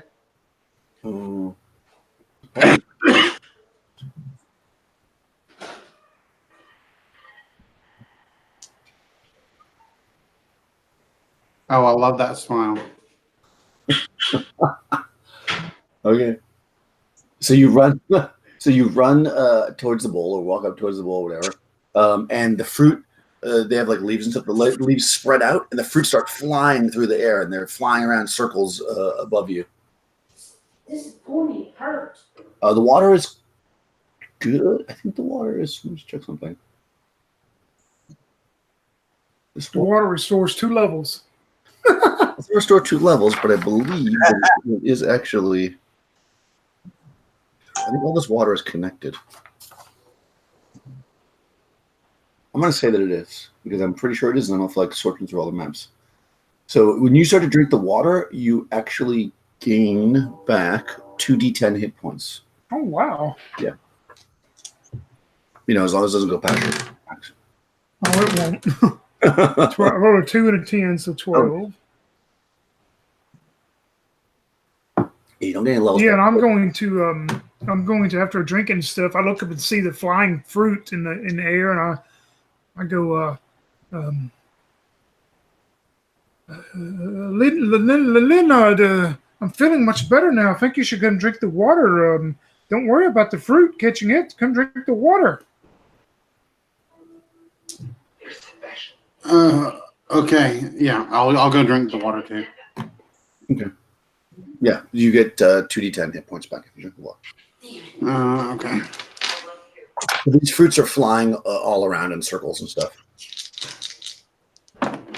Anya's standing up in the corner with a rifle like pointed up at the fruit like this with this wide-eyed look on her face like, what in the hell? Yeah, while Anya is doing that, I'm going to walk up there with my bayonet and try to reach up and stab a piece of it with the bayonet. We want to try to attack one. Like I'm gonna spear it, and bring it like spear an apple and bring it down to eat it. Okay, yeah, I'm gonna say because they're zipping all around, so they're AC of 5, which is 14. So they're AC 14. I got a 17 on the die. Oh, yeah. So you want an apple? Yep, I spear like an apple and bring it down on the bayonet. Stick an apple. It the thing stopped to flutter and you pull it down. And it looks like an apple. Yeah, I'll just take a bite into it and look at Anya with a big smile. This tastes like the best apple you've ever eaten in your life. In addition to that, you gain 2 points of strength and 1 point of dexterity. Good Lord. Yeah. So I had 2 to strength and 1 to dex. Yeah. It's temporary, but yeah. That'll put my dex at 18. Nice. But in an hour, you're going to lose 1 level. Yeah, I'll look at Anya and I'll go, it is fresh. It is wonderful. Better than back home. Take a bite. I approach him cautiously and like take the apple, sniff it, whatever, and then I take a bite of it as well. Okay. It says here that female characters lose. No, I'm just kidding. No, you also you gain +2 to your strength and +1 to dexterity. Right. Sweet. She agrees that it is absolutely delicious. Leonard, you should come and stab a piece of fruit. She immediately goes, well, what about the fact that it's flying around the room? I'll try and stab one myself. Okay. Yeah, I wanted one to begin with. I rolled a 14. I got a +1 to hit, so that's a 15. Okay, that should be good, right? What kind did you get? What kinds were there? Any kind of fruit that you want. Apples, pears, mangoes, and Did I say what they were? I think I did actually. yeah. Yeah, apples, pears. We'll say plums. There's a kiwi fruit in there. There's apples. That's the apples twice. I'll stab one of the kiwis. Okay, leafy apples, pears, oranges, mangoes, and the like. So it could be Orange. I'll take an orange. all right. Yeah. Okay. Yeah. So you stab the orange and take it down. I guess if you were to peel and eat it, you would also gain +2 to your strength and +1 to dexterity. Okay. Wow. Both strong and dexterous. We should take some of these home. When you say that, it dawns on Gerhard at that moment to empty out the water in his canteen, and he goes and fills up his canteen out of that stream. Okay, good. Yeah, I was gonna say that Leo was gonna do that as well. Nice. Definitely can do that. Then I look towards Anya and I go, Yeah, like fill up your canteen with this water. It's delicious. Anya, you do not have a bayonet to stab the fruit. I will get us some extra fruit to take with us.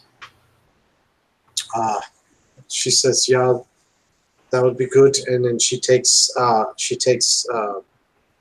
anybody's canteen that hasn't been filled up, and she'll go over, since she doesn't have anything to stab fruit with, and fill the canteens up with the water. Okay. Yeah, perfectly fine. Okay, so just whatever, because you'd probably experiment and you'd know this anyways, and so I don't have to remember it myself.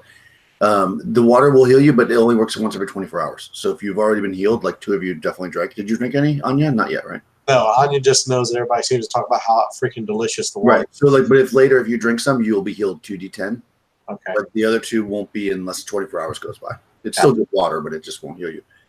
And the fruit, you can collect. Just I guess roll maybe like a d6 Tony to see how many fruits you can collect. Oh, I got a 5. Nice. Are you also collecting some, Crystal? Yeah. You roll a 6. Yep. Okay. 6. All right, so you're able to scoop up 6 before you feel like maybe you've been here too long and you want to move on. Okay. Yeah. Actually, we'll say that takes about an hour to do, and by the time you get all that stuff done, you capture some. You actually feel the effect wearing off. So you eat another piece and it comes back. So then basically you learn that you can still have the numbers that you got, but you learn that basically it wears off in an hour. But this one you can just keep using. Okay. Yeah. So you basically, if it wears off, you have another, whatever, 11 between the 3 of you to use. Okay, great. Okay. So you collect all that stuff. You've been here for about an hour, so you're getting some rest. You just maybe start thinking that it's maybe be a good idea to move on or something. Where do you want to go? So you get to the north. To the north, the river runs that you're taking the water from. To the south, it's coming from. So it's coming from the south to the north. And there's no other apparent entrances or exits from the room except for where you came from. Can we exit to the north or south? Yep, you can. If you exit to the north, the stream's about 5 feet wide. So, like in the north, it actually moves over to the west side of the corridor, so you can walk along the east side. To the south, it actually stays in the center, so you got to you only have about 2 feet on each side or whatever. So, which way do you want to go? North? Yeah, that sounds good. We'll go north. Okay, so it's moving towards the north, so you're going with the flow of the water. All right, good. So that is. I mean, if that's okay with everyone else, I don't want to. Yeah. Okay. This 10-foot wide corridor with a 6-foot wide walkway besides a 4-foot wide aqueduct. The whole corridor rises at a 20-degree angle from the north to the south. The entire length is 100-foot long corridor is lit by light streaming in from a room at the southern end, which is where you came from. So basically, you're coming from a bright room, walking into a darker. The hallway's lit because of the room you're coming from is so bright. So you walk about 100 feet, assuming you walk all the way to the end, and it turns to the right or the basically to the east. And it goes. Oh, there's another room. This 10-foot wide arched corridor with a compass rose clearly carved on the floor. There is a 4-foot wide. Yeah.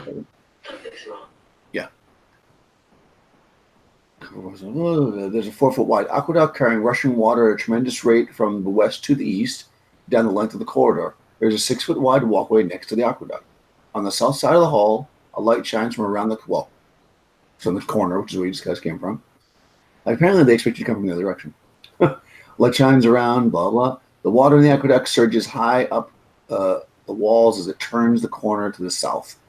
Southern end, east disperses. Okay, so basically you've got, just to give you a picture of this whole thing, you've got this long corridor with the water rushing down, and when it gets kind of to this turn, it's going so fast, it like splashes up the wall and kind of goes around to the east. And then it continues in this aqueduct all the way down about 70 feet until it reaches an end point, which looks like basically like a well. It's like pouring into a hole in the floor. I don't know if you want to approach that or not, but that's where you'd be at. Okay, so it's going to the east. There's no way to go west, right? Or north? No. This is pretty much an L-shaped passageway essentially. Okay, so east 70. Yep, east 70 feet. Then it ends, and if you walk to the end, it ends in basically a well.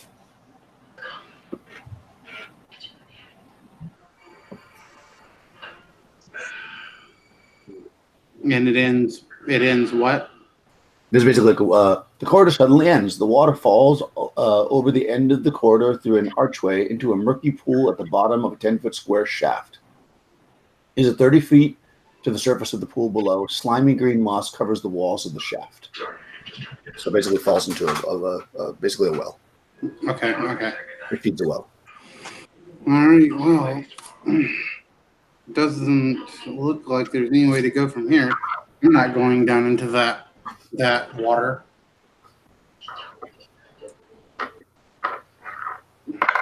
No, I am not either. We must find another way. All right, well, let's go back to the south. Let's follow the stream. Let's follow the stream the opposite way, where it's coming from. Okay, so you guys walk back and you start heading south, and you notice, basically silhouettes because the light's coming from behind them. You notice three figures. They seem to be armored, coming down the corridor towards you. Uh-oh. I'm gonna drop to one knee and pull my rifle up.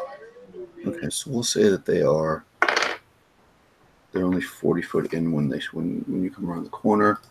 So they are 3, 4. So they're about 60 feet away from you.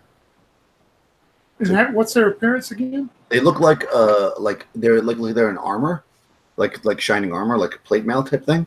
But they are, but it looks kind of. I mean, it's hard to see because it's a silhouette. But they're moving kind of a jerky fashion. Is this some new type of uniform the British are wearing? I don't think so. I think we just need to fire. And with that, Leo's going to shoot. Okay. Yeah, you definitely can get a free round of shots against them. Okay, so actually, we discovered this before, right? All armor only adds 1 to the AC, right? So their AC will just be 11. The people.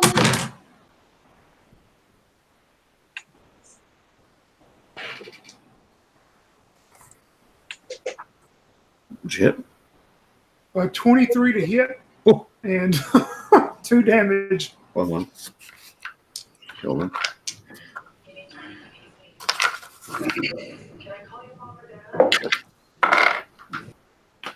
Okay. Go ahead, Crystal or Rush, or whoever's going to shoot. Total of 4. Yes, I had max. Okay. How about you, Rush? Got a 13 on the dice, which gives me a That hits. 20. That hits. With 2 on the dice for 3 damage. Okay. They're more or less walking like a line, so I'm going to say you both shot the same one. But it's still up. They stagger. They're moving kind of slow. So moving, actually, they're not that slow. And they are going to, after you shoot them, they start to move faster towards you, and you hear kind of like a kind of language as they charge you. And let's roll initiative. All right. I guess I don't know where I was at, so I'm just going to start with Crystal. Ooh, they rolled a 6. Okay. I rolled a 4. This die roll is always high on initiative, so I would switch it, except for it always rolls a low on damage. So Yeah. I think it works to your advantage. There's not really a lot of room for them to engage in here because the corridor is only 6 feet wide. So I'm going to say only one of them can really charge forward. Since you're all shooting, you can be staggered. But who's in the front? I guess because that's who's going to get targeted. What do you want me to randomly roll to figure out who's in the front? I guess it would have been me unless Leonard would have taken place because he's always told me to go first. And Okay. Yeah, that makes sense to me. All right, then you're going to get targeted then.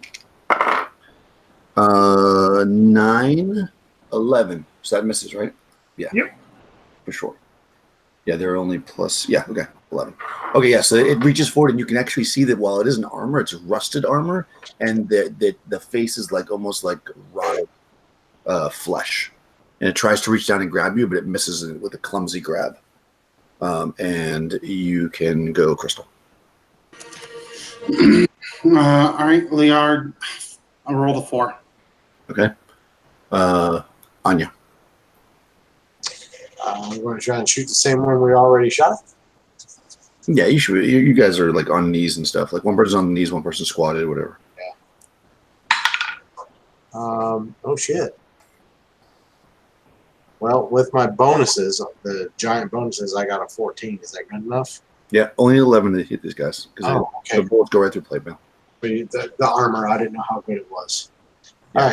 All right. This time, 7 damage. Nice. Boom. And Tony. I'm going to try seeing this thing straight in front of me, and he's going to this time try to pierce it with his bayonet like a can opener. He's just going to put his bayonet in there and just start ripping up like he's trying to open up a can of sardines or something. And that will be a 16 to hit for 4 damage with the bayonet. If you're hitting it with a bayonet, I mean, then the armor works. Game, I would say. His AC is 14 with melee, so that still hits. Okay, so how much was the damage, Tony? 4. All right, that's enough. So you jam this guy with the bayonet and toss him maybe, and then he falls into the water and rushes downstream. Dead. Well, there's just 2 more to go. Exactly. Initiative rush. All right. And a 1. Jesus Christ. All right, so again, he's going to go after Tony's character. You're in the this time he got a 14. 14 hits you, right? No. No, but misses. I'm 16 now. All right, yeah. He swiped the second one swipes at you with its rotten fist. So go ahead, Rush. Oh shit! I'm climbing down. You said 11's good enough. 11 with a rifle, yeah. All right, that's a 13 there. Okay. Well, I'm barely hitting, but I'm doing max damage. I rolled 2 6s in a row, so that's 7 more points of damage. 7. Okay, good. Yeah, you hit this thing and it staggers a bit. Leonard. Okay, Leonard, since he's been missing, his friends, if he burst, will he hit them? No, you can burst. Yeah, because you guys, I'm assuming somebody's on their knees, somebody's up top, and somebody's like real low. Yeah, so he's been missing. So in his head, he just needs to throw more lead down range. So he'll burst this time, and he'll roll a 3.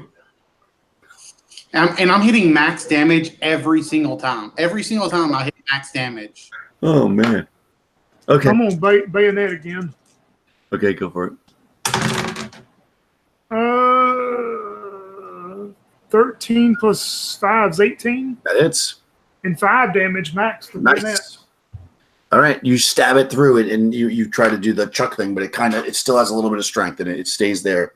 And it's actually they went first, right? So next round of initiative, I guess it's against who rolled last time? Rush rolled. I think Rush will against me. Yep. So you 4. 5. Oh, nice. Go for it. Yeah, I'll keep bayoneting them now. Not this time with an at 1. Oh, jeez. You know what? Make a gut check to not lose your weapon in the water. And that's 3 out of 6 in it. Ooh, a 3. So yep, just okay. Yeah. So you basically, I'm going to actually allow you to have killed it because I only had 1 hit point left. So I'm going to say that the bayonet was in him, and when you jammed it, if you had rolled bad, it was going to just toss the whole rifle in. So you actually kill that one, even though you missed. Keep shooting. Keep shooting. We've got 1 to go. Crystal. Again, he's going to try and put as much lead down range as he can. Actually, if you burst it last, you can be auto fire if you want, or you can burst it. No, I'll choose bullets. Burst. Okay, because you also have a little bit of ammo. I mean, because I have a rifle, I don't have a weapon I think would be automatic, so I'll just burst. Okay, that's a total of 12 to hit for 2 damage. Nice. Hitting's hitting. So this time I finally hit, and I rolled the worst damage I could. Right, So. you got like a glancing blow off its shoulder. Anya.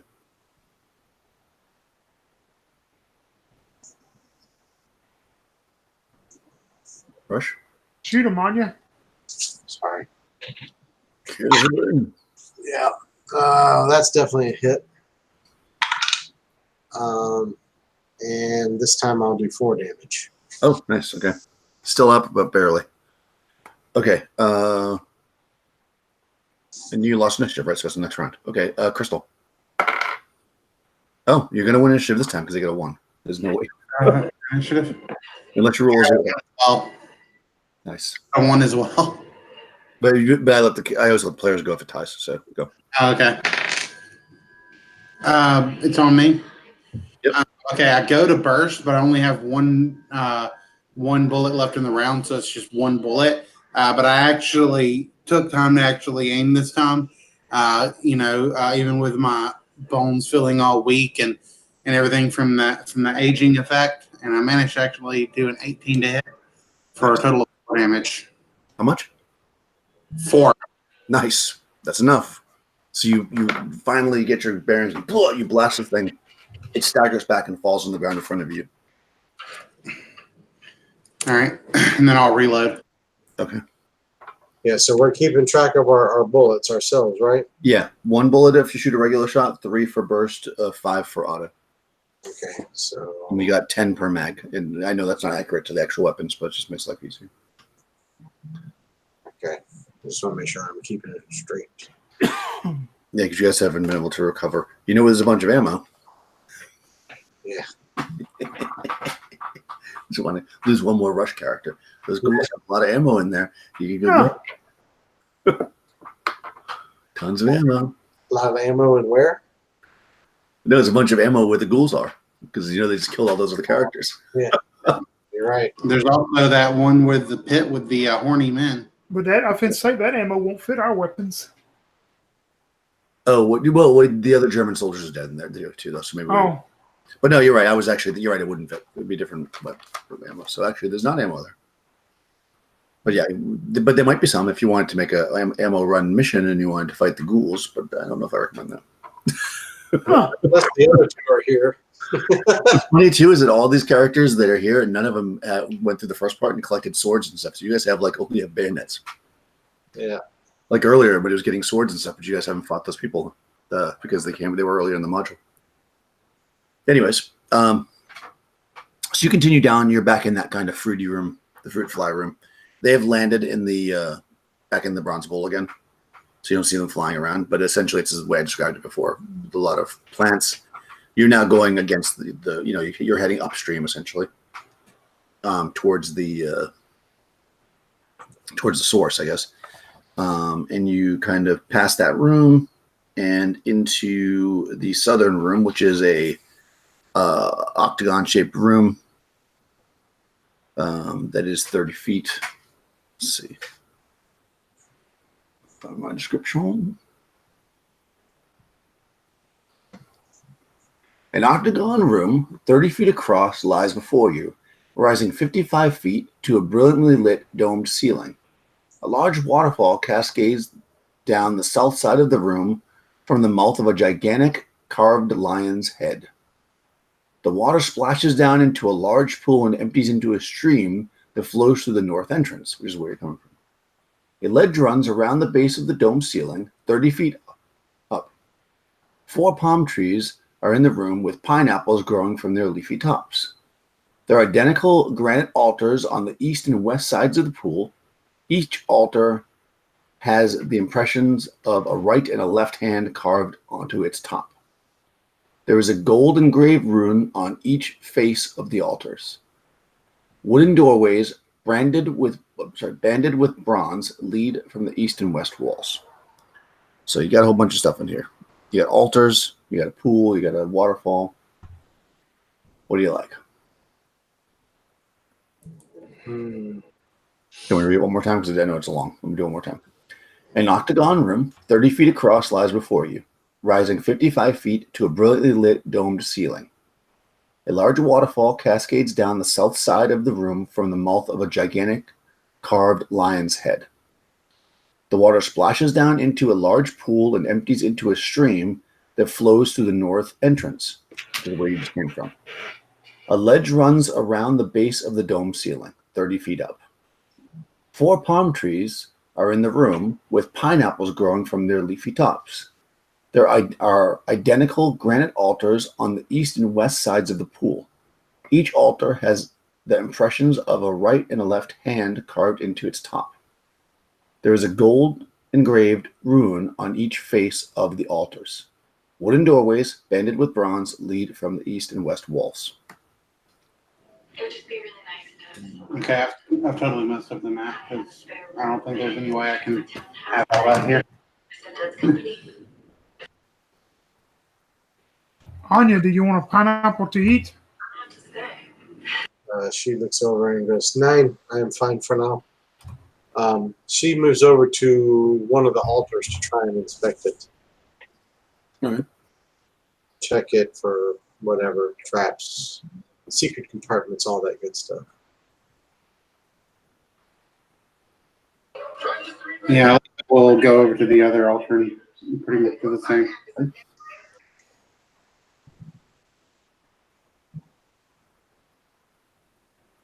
Okay, hold on a second.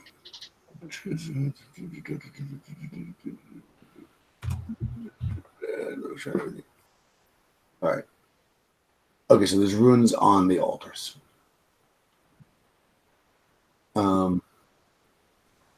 There's.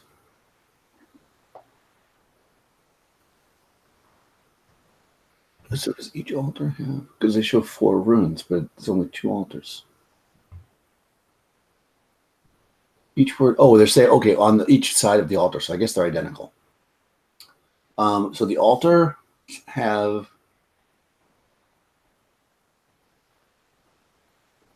Okay, so there's a base. All right. So who's Crystal? Your character's looking at the first altar.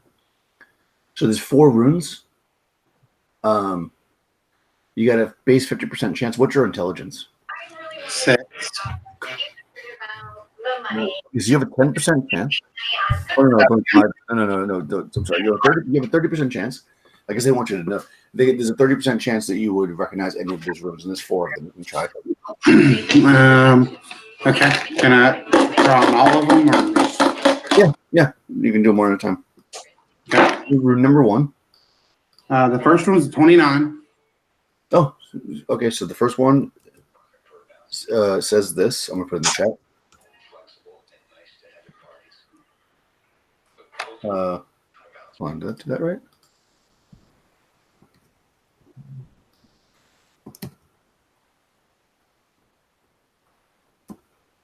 I'll type it because it didn't copy paste properly. So the first one says that. Okay, try the second one. 94. Okay, so you can't read the second one. How about the third one? 65. Nope, can't read it. Last one. 4. 4 you can read. That last one says that. Okay, Rush, do you want what's your intelligence? 16. Oh, okay, good. So you actually have plus. So you have a 5. So you have a 90% chance of knowing. So try number 2. Number 2. I got a 52. Okay, so you can read that one. It says this. Logra. Right. And then you can try the third one, I guess, too. I got a 53. Oh, it's good. Perfect. Yeah. Should have this one. Doesn't matter. I mean, the not very smart person got 2 of them. Yeah. Regra. So they say, turn in Logra, Regra, Neg.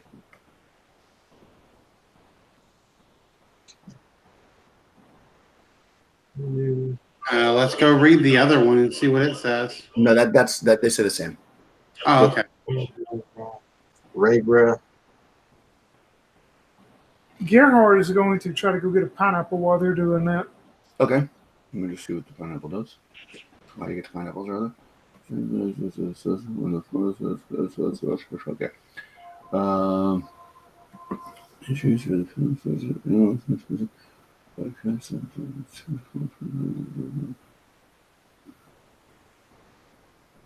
oh, cool. All right. So you walk up to the tree. Roll a percentile. All right.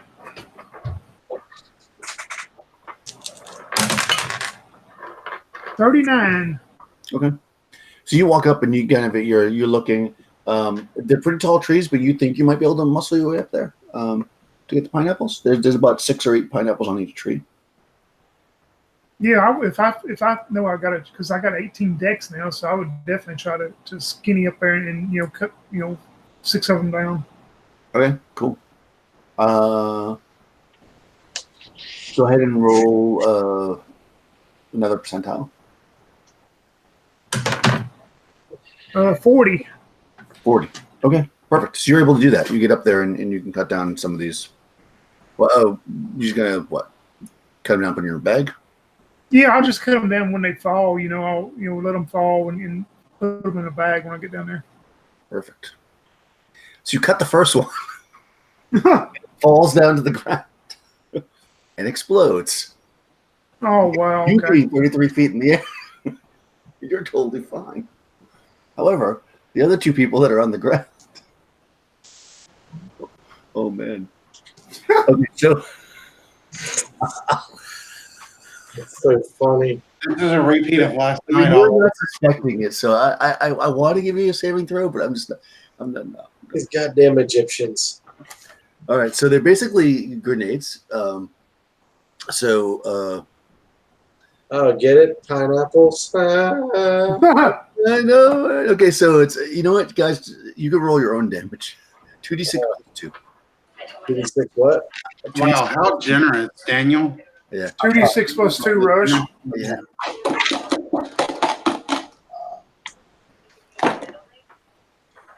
Oh my God. I rolled a fucking 12. Now, I'm gonna assume that because you dropped the first one down, we'll just say you dropped 1 and we're smart. Yeah, I cut one and it hit while he's trying to cut the other one. Yeah, exactly. Because it wouldn't. Yeah. Okay. So I'll give you that. I got 10 total, so. Are you dead? No, I was at full health with Anya. Oh. All right. But it doesn't blow me out of the tree or nothing. You said? No, the tree is fine. I mean, the tree is 33 feet tall, and the blast radius is 30. Yes, you're just out of the range of a blast radius. So like you. Yeah, I would just hang on to the tree looking. Yeah, like it probably like hits you in the feet, like a little bit, but doesn't penetrate your boots quite. So yeah, pineapple grenades. Yeah, I look at the 2 companions. I go, do you want to cut another one and hold on to this one and keep it in case we need it later? I've probably been like blown against a wall, and I'm like on the ground with my bones shattered. I'm not really sure what to like. I'm like just ringing in my head. Not even sure what just happened. Really. Anya would basically look up and say, "If you want to cut it, then you get to carry it." Yeah, I would cut. I mean, my wisdom is 3, so I mean, I'm going to cut one and wrap it up and hold on to it and skinny back down a tree with it. Oh, fantastic! Go ahead and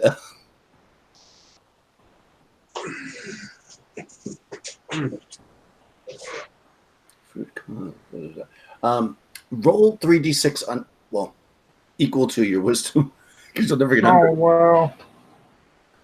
Let's see. 2 6s and a 4, so nope. No. Huh. You know what? Though? I'm going to say, since you engage with him, Rush, you can roll 4d6 under your wisdom to see. Can I recover 2d4 health? Yeah, you can patch yourself up. Under my wisdom? Mm-hmm. Equal to or under 46. Nope, not going to make it. All right, no problem. I only had a 12 and I rolled 2 6s. Oh, yeah, that's not going to work. All right, yeah, yeah, Crystal, you can patch yourself up. You could also patch up if you want, Rush. Okay, so as you guys are doing whatever it is you're doing over there, you see Liard is like he's like opened up his BDU and there's like this like pineapple skin like lodged into his abdomen, and he has like he takes like a pair of tweezers from the med kit that they carry on him, and begins to pry out this like pineapple skin from his wound and recovers 6 HP.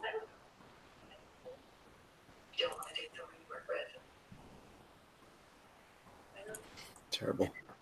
Okay, so you got one pineapple grenade, Tony. Yep. I'll secure it and take it with me. If you like fall or anything, there's a base 40% chance it will explode.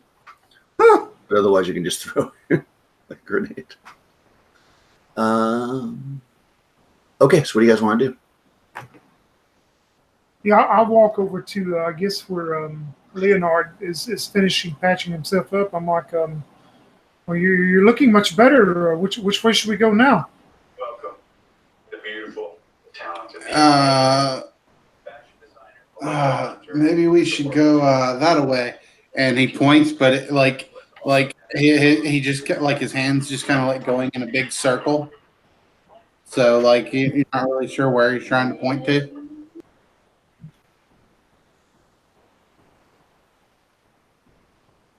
Did you want to? So you got the runes interpreted on the altar. Did you want to do anything else with the altars?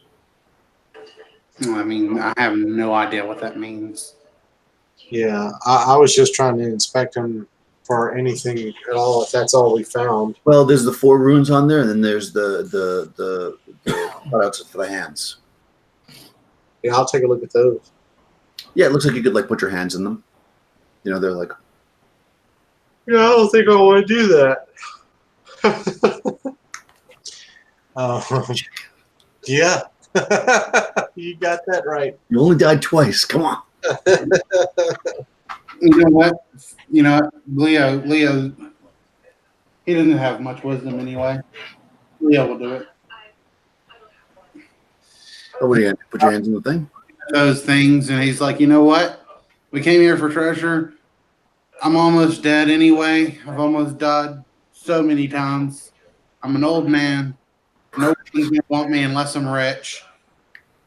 All or nothing, and he puts his hands in those things. Nice. Okay, as you sit your hands into the carvings on top of the altar, they seem to fit perfectly in there.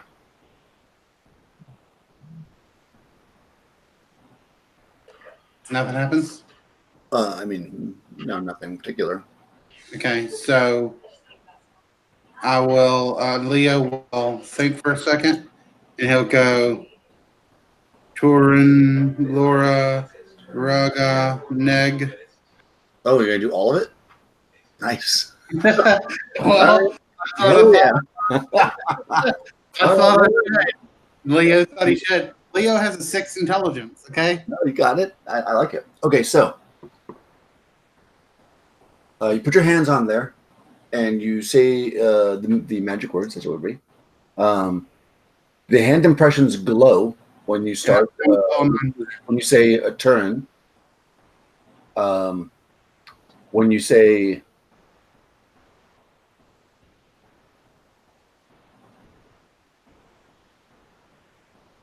Okay, so you go Turin, and your hands start to glow, and then you say Logra, and you actually start to everybody starts to slowly float. But then you say Regra, and when you do that, everybody goes shoo. Everybody starts going faster towards the ceiling. But then you say Neg, and everybody drops back down to the ground. Oh. Yeah. Maybe I can use this to maybe we can collect some more of those pineapples. Try it. All right, I'm gonna put my hand on the thing and I'm gonna say just turning. Okay, so when you do that, then the handprints glow. Do I feel any different or? Nope. Hand me that pineapple. Oh no. No, I mean if you ask, if you ask Gerhard to hand it to you, he'll give it to you. I'm gonna grab the pineapple. Does the pineapple? Does it feel different or anything in my hand? No. Okay. Says never mind. He hands it back. I thought maybe I don't know. I don't know what I thought. All right, I'll put him back, and then I'll say. Well, first of all, is there a place I could like maybe dig my feet into or something so I could keep myself from floating up?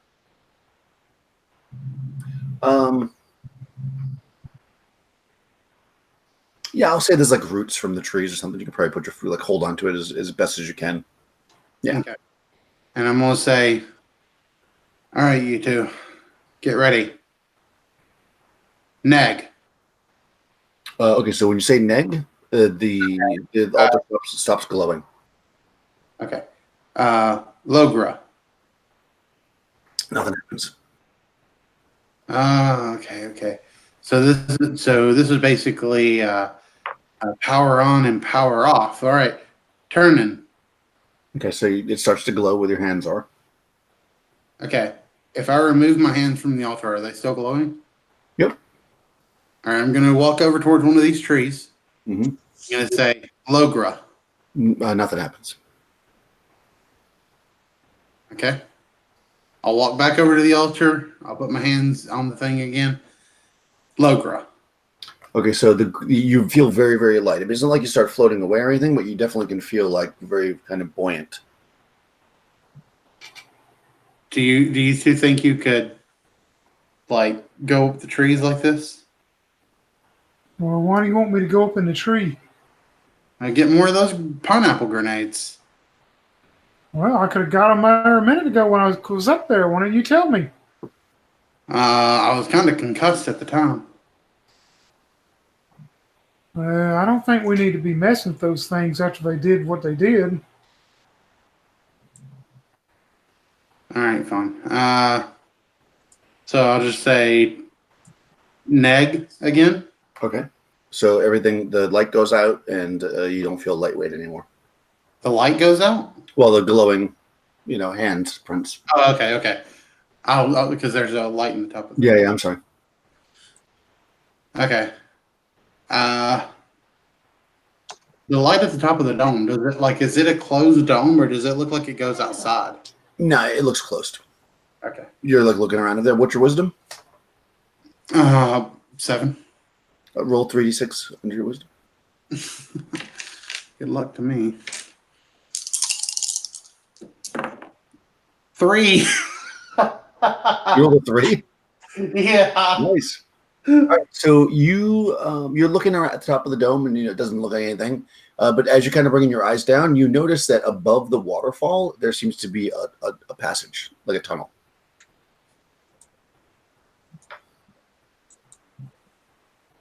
I say, look up there. There's like a tunnel up there, and I'll run back over to the panel, and I'll put my hands on them, feeling like a wizard now. And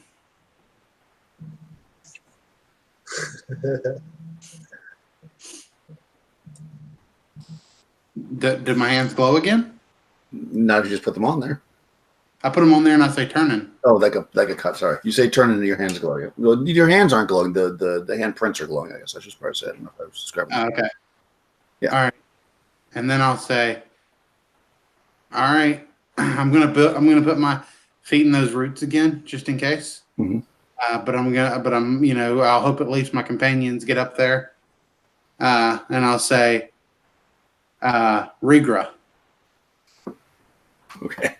So you say regret, and all of a sudden the gravity in the room reverses, and your companions, who are not holding on to anything, shoot up towards the ceiling and take 5d6 damage Oh. as they smash into the ceiling. would do like negative Earth gravity. Yeah, you guys can roll your own damage because I don't know this. 5d6. 5d6. This one. 2, You're gonna have to 4. do a gut check to go, Crystal. It's like a complete reverse gravity. Okay, I need to do a gut check. You said. Yeah, to not go. Not. Oh wow, I rolled 3 1s out of that, so that's good. I only have So 3, 7. going. I'll take 12 points of damage. All right, you took 12. How much? How about you, Rush? I took 19, which leaves me with 9. Okay, nice. And Crystal, did you make that gut check? Nope, I rolled a 6. Okay, so you also take 5d6 damage as you fly to the roof. I'm about to be dead.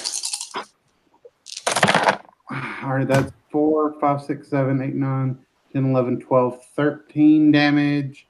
13 damage, and I have 11 hit points left. So, All right. So I'm like, watch this, guys. I'm neg. You smash it. Just my brain gets flattered against the ceiling. So you notice that gravity here is reversed, and you're on the ceiling in this dome, and it's kind of weird and not probably an ideal situation. But what maybe makes it a little bit worse is the waterfall has now reversed direction, and it is now the dome is now filling up like a pool. From the top down. That's right, because it's upside down. You're basically in a big bowl. So yeah, you're basically like. Oh no! So you got you're in a dome now, and the water falls filling it up. However, yep. Tell me. I was just gonna say, like, you'll start floating though, right? Because like it's reverse gravity. Well, yeah, they could swim, sure. Maybe I guess if you guys can swim, but the water's filling up. What do you want? And what happened to Crystal's character? She's unconscious, or he's unconscious? Dead. Yeah. You see me go up. You see me go. Watch this, guys. I'm a wizard. Turning, Roga, whatever, and then it's and my brain, my head hits the ceiling and splatter. My brain's all over the roof. The first thing that you're going to see Gerhard do is go over and take his ammo mags. Nice. And then try to swim, I guess, through the deal. I mean, try to sit and swim and try to find a way out. Yeah, I guess if you wait, would that work?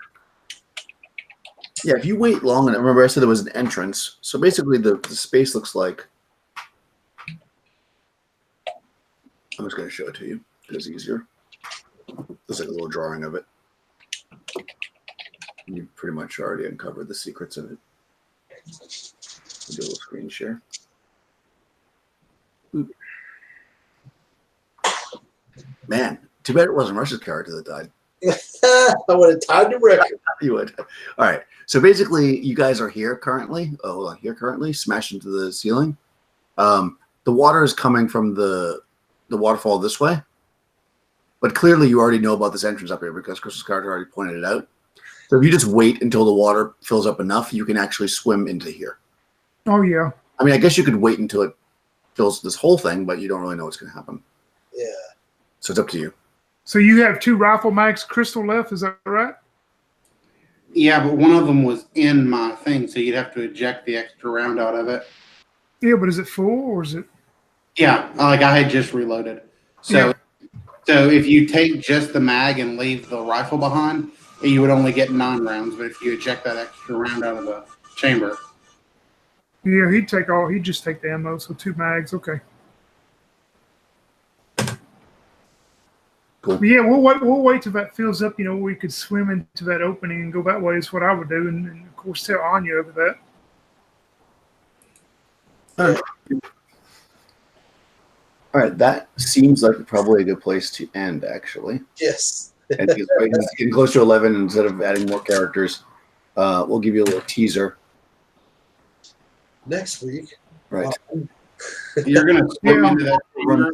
from a door an up 25-degree angle. The other corridor splits into two 20-foot long corridors, 10 feet apart. Both of these corridors end in heavy wooden plank doors with bronze bands. There is writing carved in glowing gold letters on each door. And we'll see where it goes next time. All right. Do they not fall back down to the ground when they go through that chamber?